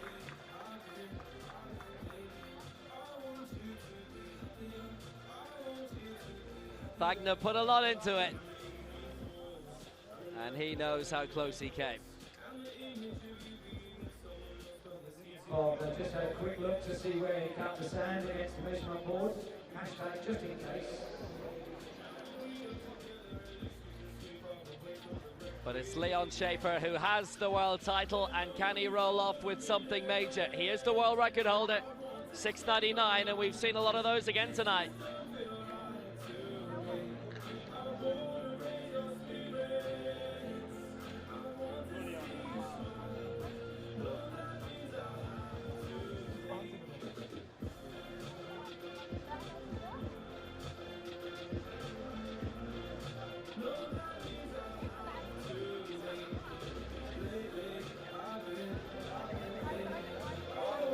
So championship record, 6 meters 90. He did that in his very first jump. He's backed it up with 685, 676, 687.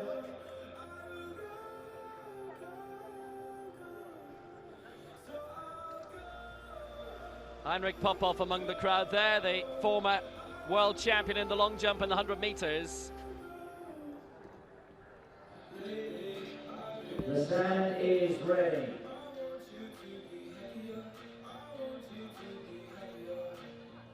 The cone is off. Let's get behind the new world champion for Germany. So this is it.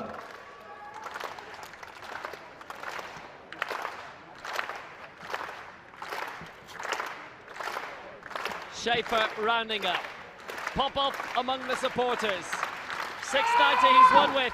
Going for something big, and he's produced something big. The world record is 699. It's a white flag, it's a fair jump.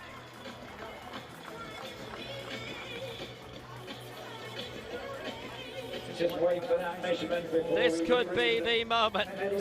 What a series he's had. He's given us so much entertainment tonight.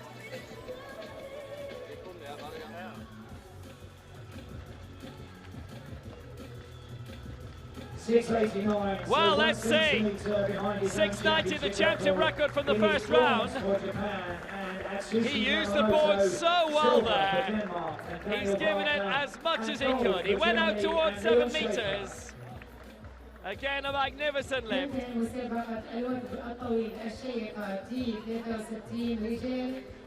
And there it comes, 689. Close to the world record, but not enough. But he is the world champion individually for the first time, Leon Schaefer.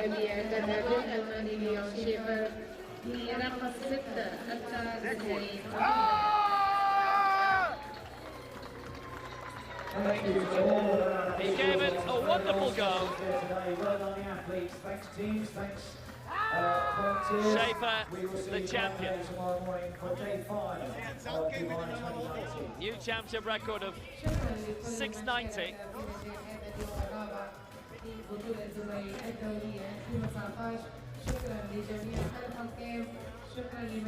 Wagner with the silver, lifetime best for him. 684, dethroned the former world champion, and Yamamoto gets the bronze. So the top 3 have all been world champions at one time or another. But the world champion right now is Leon Schaefer. You all right? Okay, here we go. Leon dann. Woo! There goes. Yeah! Yeah! Komm mal rein, komm mal rein. Was heißt rein? Ach so. Close. And now full speed. 3, 2, 1, let's go! So Zeljko Dimitrovic, the championship record in the men's club throw F51, breaking his own championship record he set 2 years ago, taking the gold ahead of Ramos Hernandez from Mexico and Tamazov of Russia taking the bronze in that one.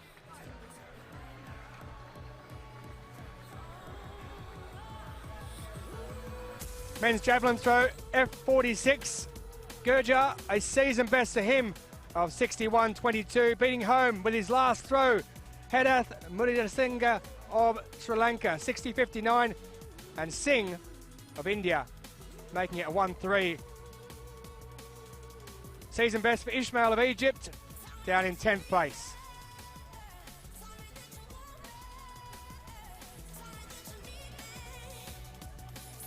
Men's shot put F34, Hindi with a world record for Jordan, 12.17. Lifetime best for Nikamaj of Iran, and Colombia's Maurizio Valencia with a area record taking the bronze. Thomas Manny with a personal best despite finishing in 12th and last position.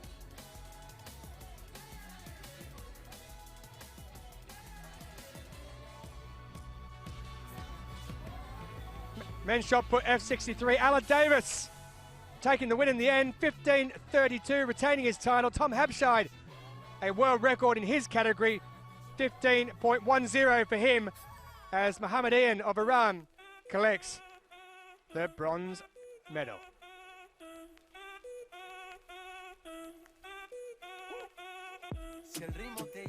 So China still lead the way. They've extended their tally. 9 golds they're up to now, 24 in total. Brazil, who picked up golds today as well, a second. Great Britain are up to 4th, Australia behind them in 5th. India and now into 4 medals. They're up to 10th position with Uzbekistan.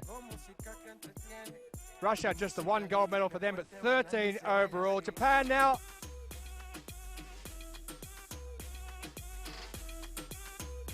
up into 20th. South Africa there as well. Jordan collecting a gold medal on the board in 31st position on the field. Luxembourg, Tom Habshide, giving them their silver medal to get them on the board as well. Mohamed Pouzi picking up one for Malaysia of the lesser medals. Sri Lanka also there. Portugal as well, courtesy of Biaxi earlier on. Well, that's about all we've got time for. We'll be back at 8:55 local in the morning, 4:55 GMT. Lows to look forward to. Double session as well on Monday. From myself, Tolson Tollett and Will Downing. Until then, it is a very goodbye for now. Ta-da.